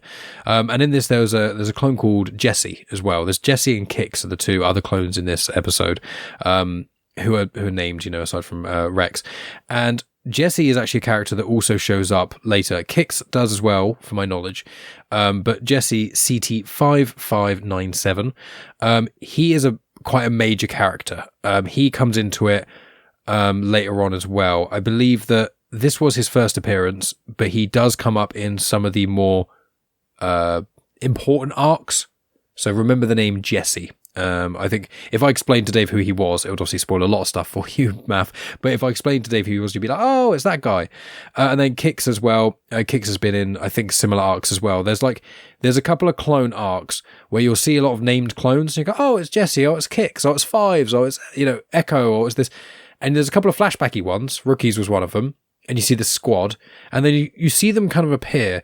And there's 2 major clone-centric arcs. And a lot of these named clones are all in them. And it's just really cool with this very subtle, slow build to these elements. And it happens with other characters as well. Kit Fisto's appeared in one of these episodes as well. And he pops up every now and then. Obviously, Luminara has been in it a bit more. And it's all these kind of side characters which are really, really interesting. And I'm very excited to get to those. So is there anything else to know about this before we get on to the final episode of Lightsaber Lost? Not without repeating myself, just absolutely loved it. And again, I found it hard in some of the episodes. So, well, not hard, that's the wrong way to put it, but I've been enjoying it without loving it. Yeah, I know what you mean. And again, I think the different elements of this will resonate with different people, but that just very human idea of just, being unique and having that right to life. I think that's what resonated with me. And it reminded me that, coming up, those are some of my favorite episodes coming up as well. It's very exciting. Well, Math, should we pass the baton to you? So is this, obviously, people watching on the video version of this at youtube.com/genuine chit-chat, you can see our lovely faces and both Dave and Math's amazing backdrops. But Math, your background is a screenshot from Lightsaber Lost, featuring Ahsoka Tano, Tira Sinube, and Jocasta Nu. So why don't you tell us a little bit about this episode, and was it your favourite of this season or so far? What are your thoughts on this? What's kind of made you highlight this one to us? I quite enjoyed this, and I think, again, it's one of those throwaway ones, but it teaches us a lesson. But again, I was kind of going over this afternoon again what we've watched. I kind of thought this is one that kind of kept coming back to, and that the obvious ones would be go to the aliens one, but I think this is quite got a few layers to it. Ahsoka loses her lightsaber. She doesn't want to tell Anakin that she's just lost a lightsaber. He's going to absolutely flip at her. And she ends up going up to the archives, and she's like, I think she goes to Jocasta first, and she's the one who kind of says, go and talk to Tira Sinube. Sinube, is that right? Tira Sinube. It's written Sinube, but yeah, Sinube. And she kind of says, look, I've lost a lightsaber. What am I going to do? And he's that kind of like, calm down. Let's just take it steady. Let's go. And you can see that she's rush. And it's a point when he's like, come on, I know my way around these things. Don't worry. We'll go and investigate it. And you can just feel like she's trying to just dash forward, and he's just like trying to pull her back all the time. And the amusing thing is, it's like she's running ahead, and it's like one of those scenes in a horror film when you've got Michael Myers following you and you're running as fast as you can, and they're just plodding very slowly behind you, and all of a sudden he appears next, and it's like, how? But he's showing a look, less haste, more speed, less speed, more haste kind of thing. Slow down and you'll get there. When you start to rush, you start to make mistakes. But we also see when they go and investigate, when I think they track down where the fish guy, guy took the lightsaber and then sold it on to Cassius Carey.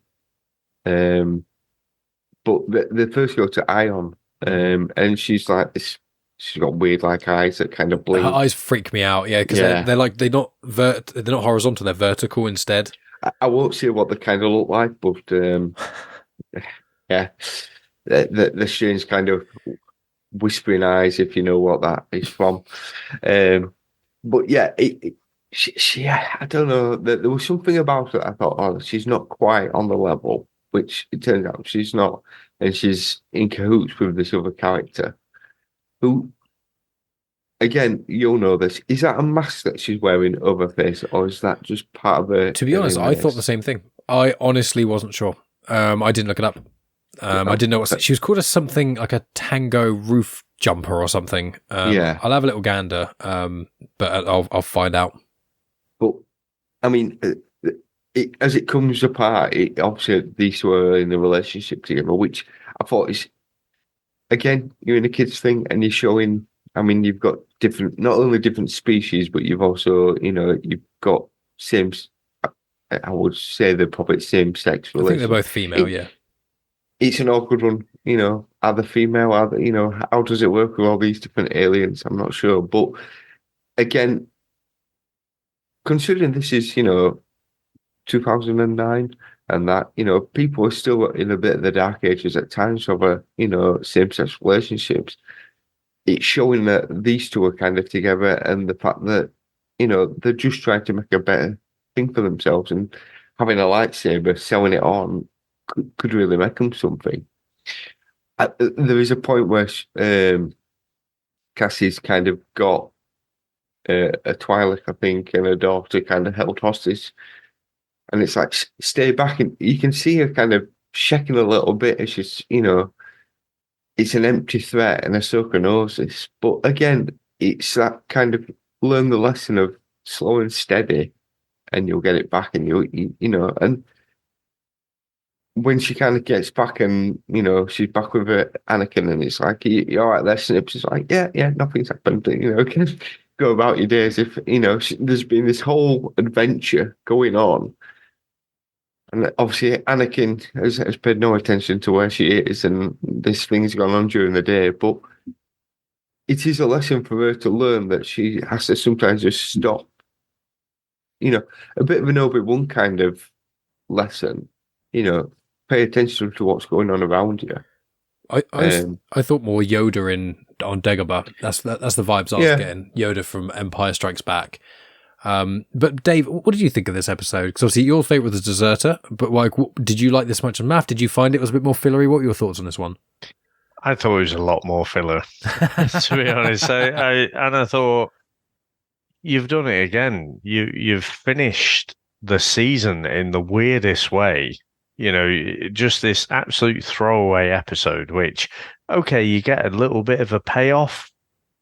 She learns a lesson. I'm sure in about 5 seconds of dialogue, she could have, because she learned about slowing down, and the guy is almost like, it reminds me of an old cartoon like Droopy Dog, where someone's trying to run away from Droopy Dog, and he just always reappears just there, even though he's tremendously slow. So yeah, I just didn't feel like there was anything to it. Now, interesting. I don't think they really, because I thought the same thing. I thought, are these in a same-sex lesbian relationship? But I don't think they explicitly said that. They just happened to be two women working together, and I was thinking, do I have a bias here? Do I just am I making an assumption? So I don't know if they were or not. But clearly they didn't like the Jedi, and I guess it does. It does make you question, again, this idea that everyone love the Jedi? Well, no, they don't, so I guess they played around with that a little bit. But yeah, I guess having gone through most of the season where you've had these multi-episode arcs and touching on these really complex issues, I just felt this. I just didn't need it at all. What's interesting is I just looked this up. Is the season was split in two, but it wasn't split in half like we've done. So interestingly enough, Brain Invaders was the finale of the first half. That aired the 4th of December 2009, and then there was about a month gap, and then Grievous, Intrigue, and The Deserter both dropped on the 1st of January 2010. Then Lightsaber Lost aired 3 weeks later. And then it continued its sort of weekly run. So oddly enough, what it kind of was the whole Geonosis arc and the first 3 episode arc. That was one collection. Then you had the 2 standalone episodes, Grievous, Intrigue, and the Deserter. And then Lightsaber Lost was it was almost like a soft premiere of the second half of the season. Which again, it is an odd choice. This feels more like a season 1 episode. Yeah. And I like it. And I think that this episode, in the long term, will actually show how Ahsoka is quite different from Anakin in a lot of ways, where she is quite foolhardy. She spends a lot of time with Anakin and not enough time probably with Obi-Wan to kind of, ease her down a bit. And she's a bit too Anakin-like, and Tira can kind of pick up on that. I think I do like that Math likes it a lot, but this is an episode I actually didn't even show Megan on the first watch. I skipped this one, and I think I skipped Grievous Intrigue as well, but I showed her the Deserter on our original watch because Deserter is quite an important episode just for clones. But I found that although I did really enjoy this one, and me and Megan both agreed we enjoyed it, it was one that if you were trying to do the essential watch of Clone Wars, I don't think this episode would actually be it. I think you could argue the Deserter could be, but I think that of the 3, probably Grievous Intrigue is the most throwaway, then this one, then probably the Deserter, I'd say. Even though it's still good. I wonder if maybe when they was setting out the season and thinking, right, we need 22 episodes. Shit, we've got 19. What we're left on the cutting room floor of season 1, we'll put these 3. I do wonder whether they could have maybe expanded on the Deserter, or maybe they should have tried to get another 3-episode arc in this spot for these 3, maybe.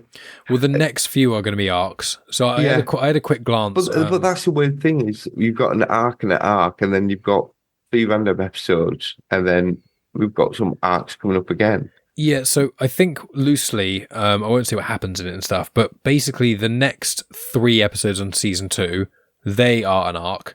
Then you've got what seems to be 3 individual episodes. Then you've got a 2-episode arc and then a 3-episode arc. So it's actually, what's weird about this is when it was released in 2009, the first 8 episodes, that was just 2 quite big arcs, a 3 and a 5. And then you've got the 2 random episodes at the start of January. Then you've got Lightsaber Lost. Then you've got an arc, random episodes, and then arc and arc. I feel like almost it's weird they haven't done this. I would have thought you've done an arc, a one-off, an arc, a one-off, an arc, a one-off. Do you know what I mean? Like that would have, for me, be a way to break it apart a little bit, just in case someone missed an episode or something or whatever. But it does just seem like they've kind of gone, right, we've got these 4 big arcs sorted. Let's just randomly throw episodes in areas. I don't know if maybe the viewing numbers would have been shown that right near Christmas and the start of New Year, they're the episodes that are the least likely going to be watched. Because obviously this is 2009, this is before streaming. The only place you could watch these was Cartoon Network, because Disney hadn't acquired it. So it's just Cartoon Network, and I know Rebels they started to show on Disney XD. I feel like they might have shown some of the late episodes of Clone Wars on Disney XD before the Lucasfilm thing was agreed, but because it's just a place to air the episodes in a way. But I wonder if just because of where they showed, because I know with the things like Buffy the Vampire Slayer and etc., there are times where episodes are going to show at the similar time of like a major sporting event, or oh yeah, we said we were only making 20 episodes, but actually we need to make 22. Or there's actually an arc which I think is in season 3, which is all water related, and they just didn't have the animation. It took so long to make those. I think that the original plan was them to be in season 2, and then they were like, this is too much work. We literally can't do this. We need a lot more time to do it. And then that's why the animation kind of gets an upgrade in series 3, because there's so many things where they couldn't really do, if you know what I mean, either time-wise or otherwise. I do wonder if they'd done a lot of standalone episodes, because to be fair, all 3 of these will fit anywhere, to be fair, because nothing's referenced, so maybe they just did a lot of standalone episodes, and it's like, where do we fit in? Like you said, maybe because of the end of the Bane Invaders start December, and then you've got nothing because Christmas is there, so although kids are off school and what have you, lots is going on during holidays, so maybe they thought viewing figures probably not the best. Let's test these out at the start of January, these 2. Just wait a little bit longer, test another one out, and then kind of go into the season again. I wonder if they have, So for live action stuff, they have two crews, don't they? You have like I don't know what you call them, but I'm sure there's like a primary crew where all the kind of main actors are, and then you have a second crew with like stunt people and stuff like that. So you can parallelize things. You don't have to run everything sequentially.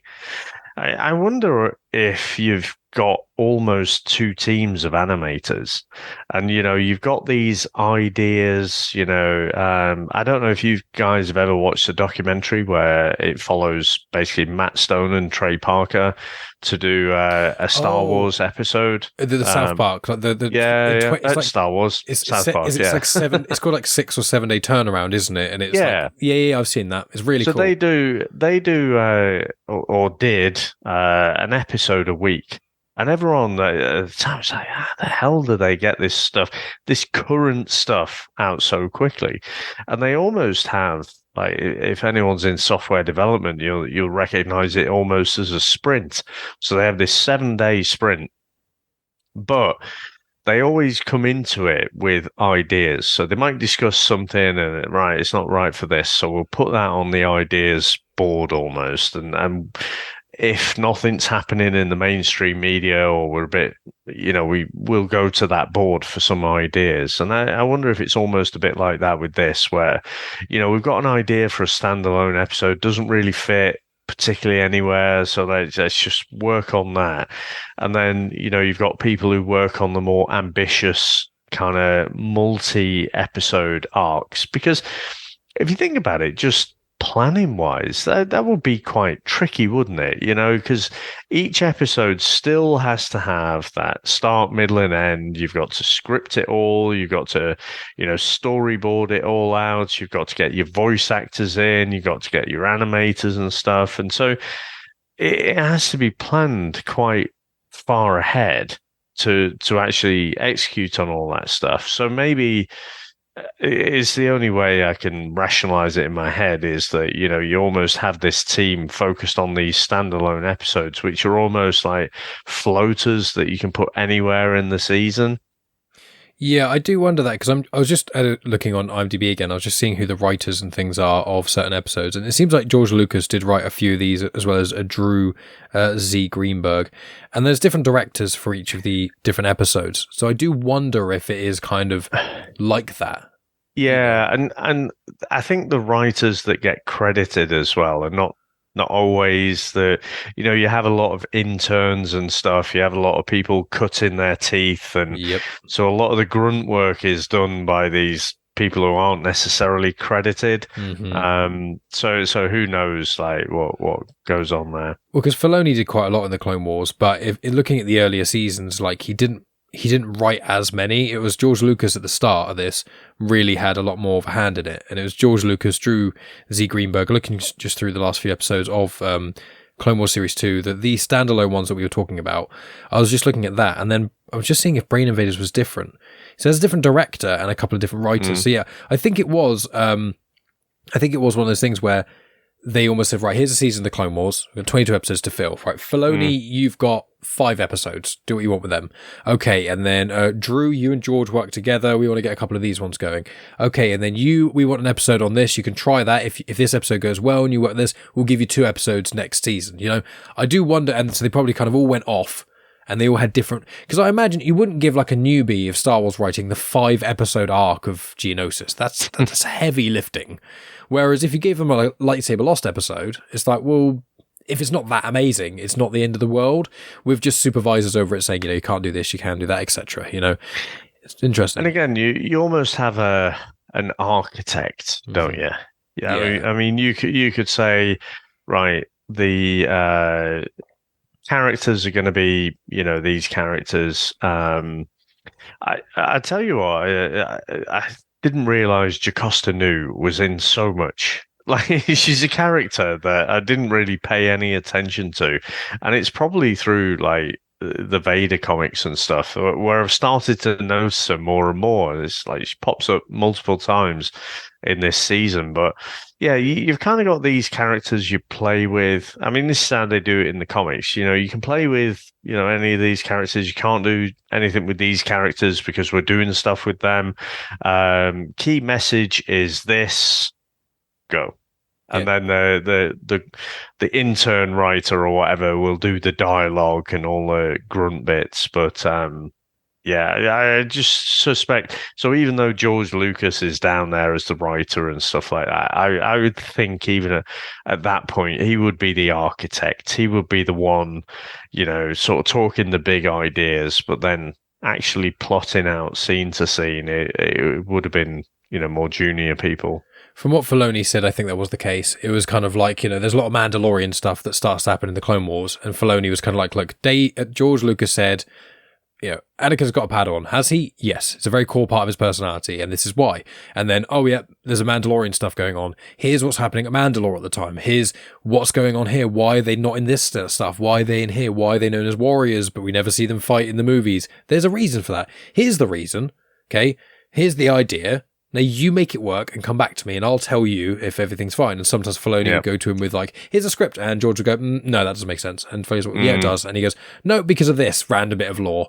And Filoni's like, we've never told anyone that before, ever. Yeah. And George Lucas is like, nope, it's what it is. Go ahead. And that's kind of where... It don't fit my head. Well, that's where Anakin's Padawan came from, because Filoni questioned George on this. He was like, obviously Maul comes back, as we all know. And Filoni's like, but this happens. And you're like... But George is like, well, this is it. And George is just the one who's got the through line of these ideas. And when he has the ideas, that most of them are really good. But when we get to it, George has a specific favourite arc of the Clone Wars. And it's a really weird arc. I don't know if you remember this, Dave. It's about it's really droid centric. It's all about the droids. And then it's like droids in the desert is kind of the loose theme of it. It's a 4-part arc, and it's unusual, and it's not like anything else really. And it's not a bad arc. It's got some alright bits in it, but it's quite long, and it doesn't really add that much. And it's Lucas's favourite by a country mile. And you're thinking, you've got all these arcs that change Star Wars, have got these emotional beats, and you just want this basically silly little droid adventure, and that's your favourite. And it's just like, I mean. Again, talking about this entourage of helpers that you have, I kind of feel like Lucas has occasionally caught this lightning in a bottle, but the fact that he completely misreads, I mean, he still, thought Jar Jar Binks was going to be this massive success. He oversaw things like Caravan of Courage. His judgment is not without question. So I suspect he loves it because he was really involved in that bit, in that particular arc. Whereas some of the more complex stuff, I suspect that's coming from elsewhere. I think the thing is, to a certain degree, I don't think it's not so much he doesn't care. It's more the fact that he knows he can kind of get away with doing what he wants to do because it was his. So he just wants a new toy. Well, it's like you get a new toy. It's like when you were at school and the kid would bring the football and he had to play because it was his football. He didn't have a choice. And that Lucas for the same thing, but it's mine, so I can do what I want to do. Yeah, you might have some really good stories over there, but it don't fit with what I want to do. And the fact that this started to take that control away from him, is if anything, it's helped. Well, it has helped Star Wars because there is a lot of good stuff out there now. But the last 3 movies were a bit hit and miss. But I think the thing is, if Lucas had still had control of everything, we probably would never have got there. Well, the sequels, he was going to double down. He's come out and said it. His idea for the sequels, he had something loosely written. He was going to double down on the midichlorians. There's a whole Clone Wars arc all about like the wills of the Force. It's one of my favourite arcs, actually. It's quite near the end. It's all about the wills of the Force. It loosely explains like Force ghosts and stuff like that. And I love it because it's all weird Force mystical stuff. But he was basically said that it would kind of be what's tackled in that, but mixed with a lot more of the science and the midichlorians. And I'm like, the people who go on about how Lucas, give Star Wars back to Lucas, I'm like, Lucas has had his fucking time, okay? I like George Lucas. I would love for him to be involved in a Star Wars project in the future. I do not want him at the helm. Okay, I love the prequels. I'm so glad the sequels, for their flaws, are not all midichlorian related. They in vibe are actually a lot more like the original trilogy. But as you said before in this, Lucas had some great ideas in the original trilogy, but there's so many people who did script rewrites. There's his wife at the time who like completely re-edited loads of stuff and cut loads of stuff out. There's actors who refused to say written lines because they didn't make any sense and they were so goofy. Mark Hamill, who's like an unknown actor, refused to say lines on this big opportunity of his in the first film in Star Wars, the original. And it's like, if all these people hadn't basically said no to George Lucas and done stuff, Star Wars would just be this really, it'd be like which I haven't seen this yet, but the 80s Dune. It would be like this really weird, goofy, silly movie, or maybe more like Flash Gordon, that has a cult following, and there's a lot of people that appreciate it, but it wouldn't have been a franchise builder. It would have been a goofy, weird, fun film. And I think that's the thing, is he's kind of learning a lot of in this you get to see, yeah, these fun, goofy episodes. But a fun, goofy episode's all right every now and then, but you're not going to get, like, people truly emotionally really invested in Star Wars like they are today. So what we're saying is, basically, George Lucas is Del Boy. He's a bit of a chancer, and it just so happens to have enough people around him so that the few ideas that it does, I mean, we do agree, it does have some good ideas. Yeah. It's just a case of people like his wife. Well, hang on a minute, George. Let's just focus on this one. Let's just, take a moment, calm down, watch Lightsaber Lost, calm down a little bit. Do you not feel like you probably know people like this in your life, though, in a work environment or whatever, and you have some people who are insanely brilliant at connecting things that you wouldn't have even thought of, but to actually manage and see things through and plan things out and without things taking 100 years to do and achieve, I think it's very difficult for one person to be all of those things. Usually it's a composite of lots of different people. So you need those creative types who are not necessarily bound with the practicalities of making something happen on time, on budget, within all the different creative constraints that you have. So I think, I think he's giving Lucas credit for the creative stuff. It's just when you kind of need him to be the planner and the more, practical person as well. I think that's where it gets a bit nuts. And then, because you get someone who's so creative like that, and he's trying to do that planning stuff, and he loses sight of why it's important, I feel. He's a very big picture guy, and that's what the prequels show. Prequels, I stand by, have the best overall story of all Star Wars, but when you actually, it's the middle ground he sucks at. Tiny details he does quite well, and then big picture stuff he does great. But the middle ground stuff, which is what the majority of people see when they consume media, that's the problem. That's why the prequels fail, because the dialogue sucks in a lot of scenes. Yeah. There's a lot of scenes you're watching and why the fuck what is happening here? Why is this going on? But then you realise that this tiny little pointless stupid scene, in the grand scheme of things, it was actually an important part of Anakin's character development, but it was shown in such a crap way that you're just like, what? But there's little details that show cool stuff. But I want to know, before because we'll start to wrap up because we've been chatting for quite a while, I want to notice there's one thing here which I may have been wrong in the last several years of Star Wars comics in canon, so apologies if I have said this. Cody was never at the Battle of Geonosis. I always thought that Rex and Cody were both at the Battle of Geonosis, but the original battle, as in not the one shown in this, the one in Attack of the Clones. Cody was never there. He says it in one of these episodes in Landing at Point Rain, because he speaks to Obi-Wan, and Obi-Wan says, "Oh, you're happy to be back at Geonosis?" And he's like, "Actually, sir, I was never deployed on Geonosis. I was off doing something else. I never fought at the Battle of Geonosis. This is my first time." Whereas Rex did fight the Battle of Geonosis. We never see him on screen or anything, but he was there. So I found that interesting, because I always assumed they were both there, because I know they're two of, I can't remember what the term is, but there's like the first batch of clones, basically. Rex and Cody are amidst them. And it's the idea, and again, this gets mentioned in a later arc, that they start to run out of genetic material for Django, so the clones are of, in air quotes, lesser quality in a way. They don't have as much time to train them. They don't have as much time to, mentally prepare them for the war. Whereas because they had like a decade of training the first kind of big batches of clones, they were kind of at the best of the best, but most of them got completely wiped out in the Battle of Geonosis. But the ones that kind of survived the first few battles, they're the named ones that we've mentioned, people like Jesse and stuff like that. They're ones who come back because what they were from the first battles and what they learn, and they're kind of the quality of the clone in air quotes, they seem to last a lot longer, which is an interesting thing. In Rebels, Yes, the 3 clones we meet in Rebels, it's Rex, Wolf, Gregor. Is Gregor the crazy one? Yeah. Wolf's got the missing eye, hasn't he? Yeah. Yeah.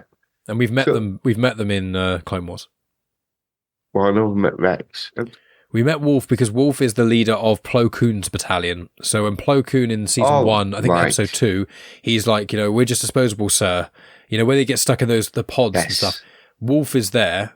Wolf is there because they call Plo Koon's squadron the Wolf Pack, and he calls them. He's like, Wolf Pack. And they're like, oh, and that's like one of the things they do. That's Wolf. Gregor is in, I think he says one line or something in this season or the last season, but Gregor does appear once or twice in the Clone Wars series. So, I was going to ask what happened, because if them 3 are there, I wondered where Cody was, but I'm not going to ask, because 1, you won't tell me. I won't tell you. And once 2, we finish Tales of the Jedi, Clone Wars, and Bad Batch, and probably Tales of the Jedi Season 2 by the time that's out. Once we've finished all that, then you can start asking me questions about what happens to certain characters. Go ahead. I think though, Math, you probably sit in the middle of me and Mike. I mean, I remember Rex. I remember Fives. That's probably about it. I think Mike remembers all of them.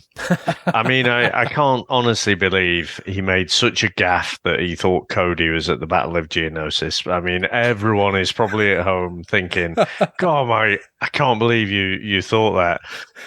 But you're probably in the middle, I think, of you do pay attention to the names and stuff, but I kind of commit it to a short-term memory for the episode, and then it's flushed out very quickly. Well, before we get our final statements and wrap up, can either of you remember, if you haven't got it written in your notes, the name of the clone that is the deserter? Hold on. It is Kut-Lakwani. Were you looking at the screen then, Dave? No, I'm honestly, I have got in my notes, clone deserter dash Kut-Lakwani. That is literally my notes for the episode. So I had no idea, but I thought, you know what? Because I loved the episode so much, but that was the only thing. And honestly, I've already forgotten that name. Cut. I was asking for the surname, but Cut is that because you cut the cut is kind of, the term is because you're a deserter, so you've cut and run. So that's the double entendre almost, because he was called Cut before he ran, but he calls himself Cut because he cut and ran. So final statements. So series 2, part 1. So part 1 of the Rise of the Bounty Hunters kind of collection season. Overall, what do you guys think? Any final words before we wrap up? I'll go to you first, Dave. Do you think the season's a step up? Anything you didn't mention so far? And are you excited for part 2? So I do think the season's a step up. We probably haven't spoken. I think the sound engineering, or whatever you would say, the sound design, I think is probably on par. But I thought straight away from episode 1, all of the unique Star Wars sounds you've already got in there. The way the machines move, the way the ships move into hyperspace, the way the droids move and everything. It felt very Star Wars straight off the bat.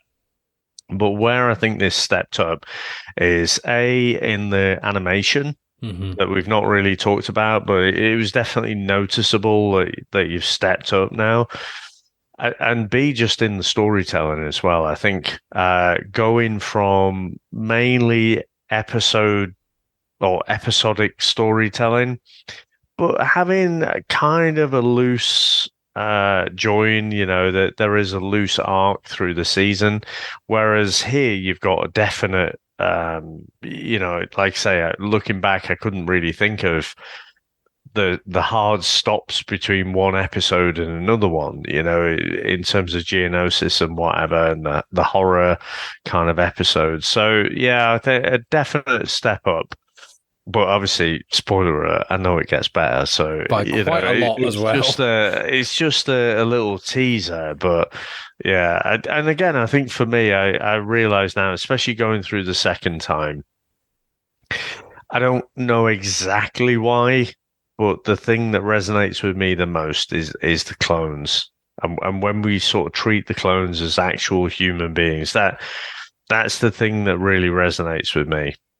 I'm looking forward to when we eventually do the Bad Batch, because I can't wait. But even though it is more episodic. But Math, what do you think? Obviously, this is your first time. Are you chomping at the bit to get to part 2? And did you think that part 1 of season 2, did you feel like it felt like a step up from season 1? Okay. I definitely did. I think the animation, it's like they've gone, yep, this works. Let's throw a bit more money into it. I will. Ahsoka's not. I said in season 1, Ahsoka were a bit Minecrafty with her bed. She is more rounded. That they've obviously spent more time with her because she's a key character. I do wonder whether maybe if season 1 hadn't worked as well, if they would have written her out, as if she was kind of put in season 1, but they were a bit unsure. And then people have obviously liked her, so they're kind of like, let's double down on her a bit more. People didn't like her initially. When the movie came out and the season, she was the new Jar Jar. People fucking hated her. Yeah, legit. She was one of the most hated characters in Star Wars for a while. After Jar Jar, all the neckbeards are all like about Rey at the moment. Right, all the basement dwellers. Oh, you can't have a woman who's in power. Oh, scary.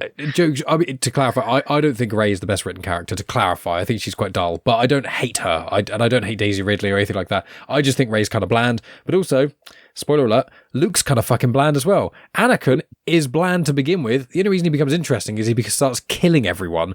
All of the lineage of Skywalkers, they're all actually quite boring, apart from Leia, who's quite cool. And Kylo Ren, who I love Kylo Ren, but he's basically just a petulant child. So I like unhinged Skywalkers, but I don't. Rey's cool. I like Rey as a person. I just think she's not a very interesting character. But as me and Megan both agree, that's the same for all the main characters in Star Wars. Luke is boring. Han Solo's the cool one. Leia's the smart one. Darth Vader's the scary one. Chewie's the kind of side character pet thing. 3PO's the goofy kind of silly. Oh no, what's going on one? You've got a similar dynamic in the sequels as well. Poe is kind of the Han Solo-esque character. Finn has got his own kind of thing going on. You've got these different character types, but the main goodie, I find them a bit boring. But Ahsoka, yeah, very much disliked. Throughout season 1, I think when around here people started to like her a bit more, but she was not liked at all. Like genuinely, really wasn't. I do feel that obviously the animation looked a lot better. The lighting is better as well, I think. Yeah. Dave, sorry, did you have something to say about the Ahsoka thing? Then we'll go back to Math. No, it's just Math's choice there. I mean, they still stick her in a boob tube and stuff. But I was actually going to say, because Megan couldn't join us tonight, I mean, I'm sure she said in the first season that, teenagers are just dicks. So she's just basically a teenager, isn't she, in the Clone Wars? And I think I haven't mentioned it as well, but I don't like how even as this cocky teenager, she has all the answers, and all these experienced Jedi, and then the one where they were, doing the battle strategies and stuff like that. Well, Ahsoka's got all the answers, and it turns out at the end she was right all along. So I don't love that bit, but she is. I think certainly when Clone Wars started, they were probably looking at Ahsoka as being the point of view character because this is a cartoon. This is, and they'd done cartoons before, hadn't they? Lots of times in the Star Wars universe. So they were aimed at kids. And it's just this weird evolution and you've got to credit Filoni for it, but you get this more kind of mature storytelling, and then that draws the hardcore fans in. It is kind of how I feel. Having only watched it for the first time a couple of years ago, retrospectively, I'm looking back and I can see why the hardcore fans got bought into it. Yeah, and I want to say to you, Math, with your point is like with this story of Clone Wars is Ahsoka and Anakin's separate journeys in a way, as well as a few other tertiary characters. But the thing is, Ahsoka gets a lot more of her own screen time, and I think you see the majority of her growth when she's away from Anakin. And that's what the Lightsaber Lost, I think, does actually encapsulate quite well. I think it's one of those things where the thing is, you have to remember they are teenagers. Yeah. And it's like, although Anakin is 19, going on 20, so he's a young adult at that point, but he's been given a lot of responsibility of taking on this Padawan. If in a way, probably too young to do that.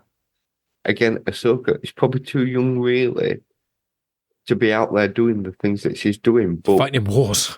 Yeah, but she's having to do so. She's having to make the best of her ability now. Whether that's because of the Force or whether she's just that kind of person, who knows? We'll learn as we go along. But they're kind of putting this, and this is why it's good to see him make mistakes. It's like when she loses a lightsaber, but she then goes to try find a way to kind of learn from her mistakes and try. She still don't want to go to Anakin and tell him, "Oh, by the way, fucked up here." And that, it's like when your kids, have eaten some sweets and they're trying to hide it from you, and that, so they're going to try and find a way to kind of get around it. But it's nice to see that grow, and I suppose, in one sense, yes, it'd be better if they was older. You could kind of take on why they would be able to command armies, but at the same point, with them being younger, you feel that you can see them grow. They can kind of take these leaps of, a year or two, kind of jump forward. It's sort of a coming of age story, isn't it? It's like yeah, totally. So, is there anything else to add before we do plugs on this? I think we've tackled quite a lot. Just want to make sure before we wrap up. It's a good job we split it in half. No, I was just literally going to say I was so happy that we did that, because I'd have been tempted to skim over so much, but again, I don't know whether it's going to get like Aristotle's arrow. We did series 1 in one full bite, and then we've halved this one.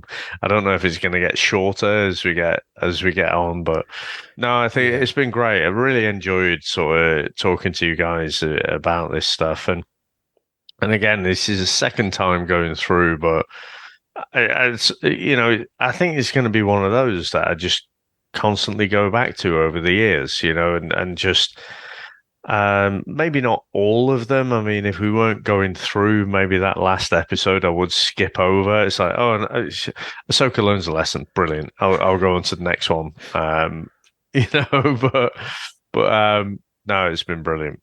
I think the majority, if I was to do a rewatch, like an abridged rewatch, I think I would primarily choose the big arcs, but I think I'd choose Deserter and Grievous Intrigue would be the two standalone episodes thus far that have spoken to me personally the most, or got what I want out of Star Wars the most. But Mav, any final things before we do plugs?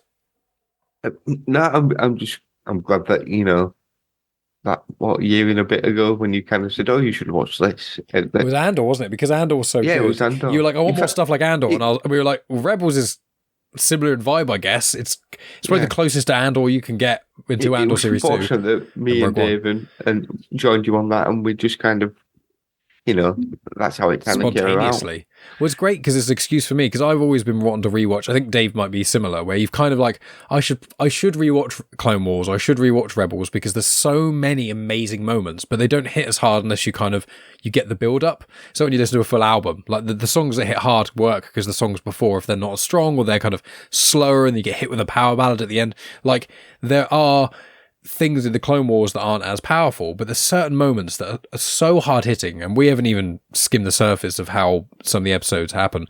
But the excuse to be able to rewatch all these, because 7 seasons, there's 133 episodes in total of Clone Wars, right? So that's even at 25 minutes ago, that's a big commitment if you haven't got a reason to do it.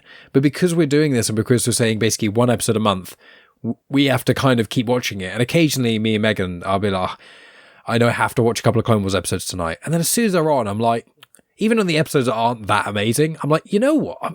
I remember now, like, even the episodes that are okay, this is still like nice Star Wars. And I don't, unlike the movies that I know at the back of my hand and certain comics that I know really well, because I've only seen these twice over the years, over the like basically last decade or so, it is still, I'm watching certain episodes, especially ones that I didn't think were as exciting. And I'm like, actually, you know, Tira Sanubi in Lightsaber Lost is brilliant, you know? Actually, this is quite an important episode for Ahsoka. Like, there's these it's unexpected one of those parts. things, because it's like, I thought, I don't want to watch them too early because then I'll end up forgetting what they are. But at the Doing a same Dave in point, season 1. yeah.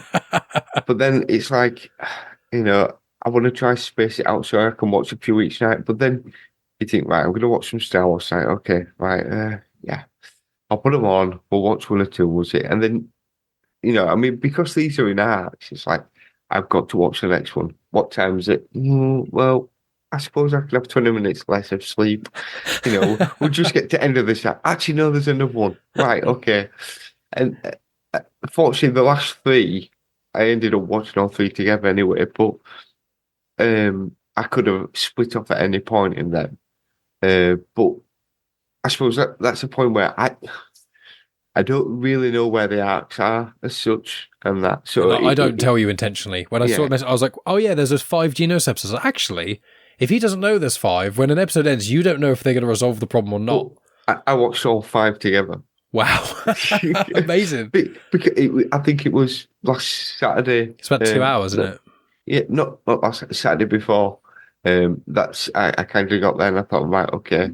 Sort of like a movie, isn't it? Yeah. Well, yeah. It was like one of those things that I'm meant to be watching something about spiders in next week or 2. And I thought, right, I could watch this film that's a really bad film, I know. Or I could start watching the Star Wars. Actually, let's start watching the Star Wars, and they're like, yes, you know, that's well worth, you know, a couple of hours of my time spent. Amazing. You know, when Amanda says, "What did you do last night?" I watched Star Wars. Read Star Wars, then I watched a bit of Star Wars, then I played some Star Wars. Yeah, it's amazing. But yeah, no, I'm so glad that we're getting to do this. It's opened my eyes to be able to come back and enjoy it all. There's so many things I'm excited for, but I can't even hint at them because it will ruin dramatic tension. So there's just good things to come. I'm actually trying to be careful because I'm a fiddler, so I'm like scrolling with my mouse, and I keep seeing the Mandalore plot keep popping up, and I'm trying not to read it as it keeps coming up on the screen. The only teaser I'll give for that one is any listeners who may be unfamiliar, is it introduces a character called the Duchess. And she's very, very interesting for a lot of different reasons that I think that will surprise people if they aren't already aware of her existence. So, and there's some long-term effects as well of her character, so which we'll be able to delve into a little bit. But this has been Clone Wars Conversation, so we'll do our little plugs now. So, Dave, do you want to kick us off with some of the stuff you've got going on? This will probably drop. It'll be either next week or the week after, so it'll be at some point in February, I believe. So you don't have to spoil what's coming up for some of your things, but loosely in the next, like, not this coming week, but in a week or 2. I guess the first thing is I was just checking my mic there because I'm sure Math described himself as a fiddler. Not that way. No. Sorry, I couldn't let that one Fiddling pass. with the mouse. Yeah. Hang on. That could go down bestiality. Oh my god. Abort. Yeah, fiddling with the mouse. Cut this out. Sorry, right. Sorry to take it down that route. So, okay, let me chance my arm. So, actually, Math, I don't know if you were listening to our Patreon episode this morning because you said a phrase from one of the VHS Strikes Back quotes, which is this week is the usual suspects. And you said about the quote, which is the greatest trick the devil ever pulled was convincing the world he did not exist, which was a line by Kaiser Soze. And absolutely brilliant line. So, yeah, that's this week. Probably this will come out after that. So you guys are both Patreons, so you probably know, or if you don't know, so next week is an Australian film called Exchange Lifeguards, which is this weird Australian film on the beach. However, when it was marketed to the US, it was sort of rebranded with this kind of Pamela Anderson type on the VHS cover and called Wet and Wild Summer. So that's going to be a good one next week. And yeah, on the reality cast, we are doing. We've finished Traitors. So again, great kind of family fun episode that is. And then we've been covering Love Island, Love Island All Stars as well. And when I say All Stars, I mean reality TV wannabes who Chris and I delight in just calling out and taking the piss out of. So yeah, that's what I'm up to. Amazing stuff. And there's a couple of secret things in the background as well that people find out about in the future as well. It's going to be quite a bit of fun. But Math, what you got going on? You hinted at the Spider film. Yeah, films. I think me and Spider Dan in March he's going to be releasing 2 films that we're going to review. One's Big Ass Spider, and the other's Eight-Legged Freaks. So yeah, can't wait to. I've watched one of them before. The other one's a new one to me, but we're going to probably delve into that. And Eight-Legged Freak's got a young Scarlett Johansson in it. Yes, it's one of her first roles, I've seen before, and it's.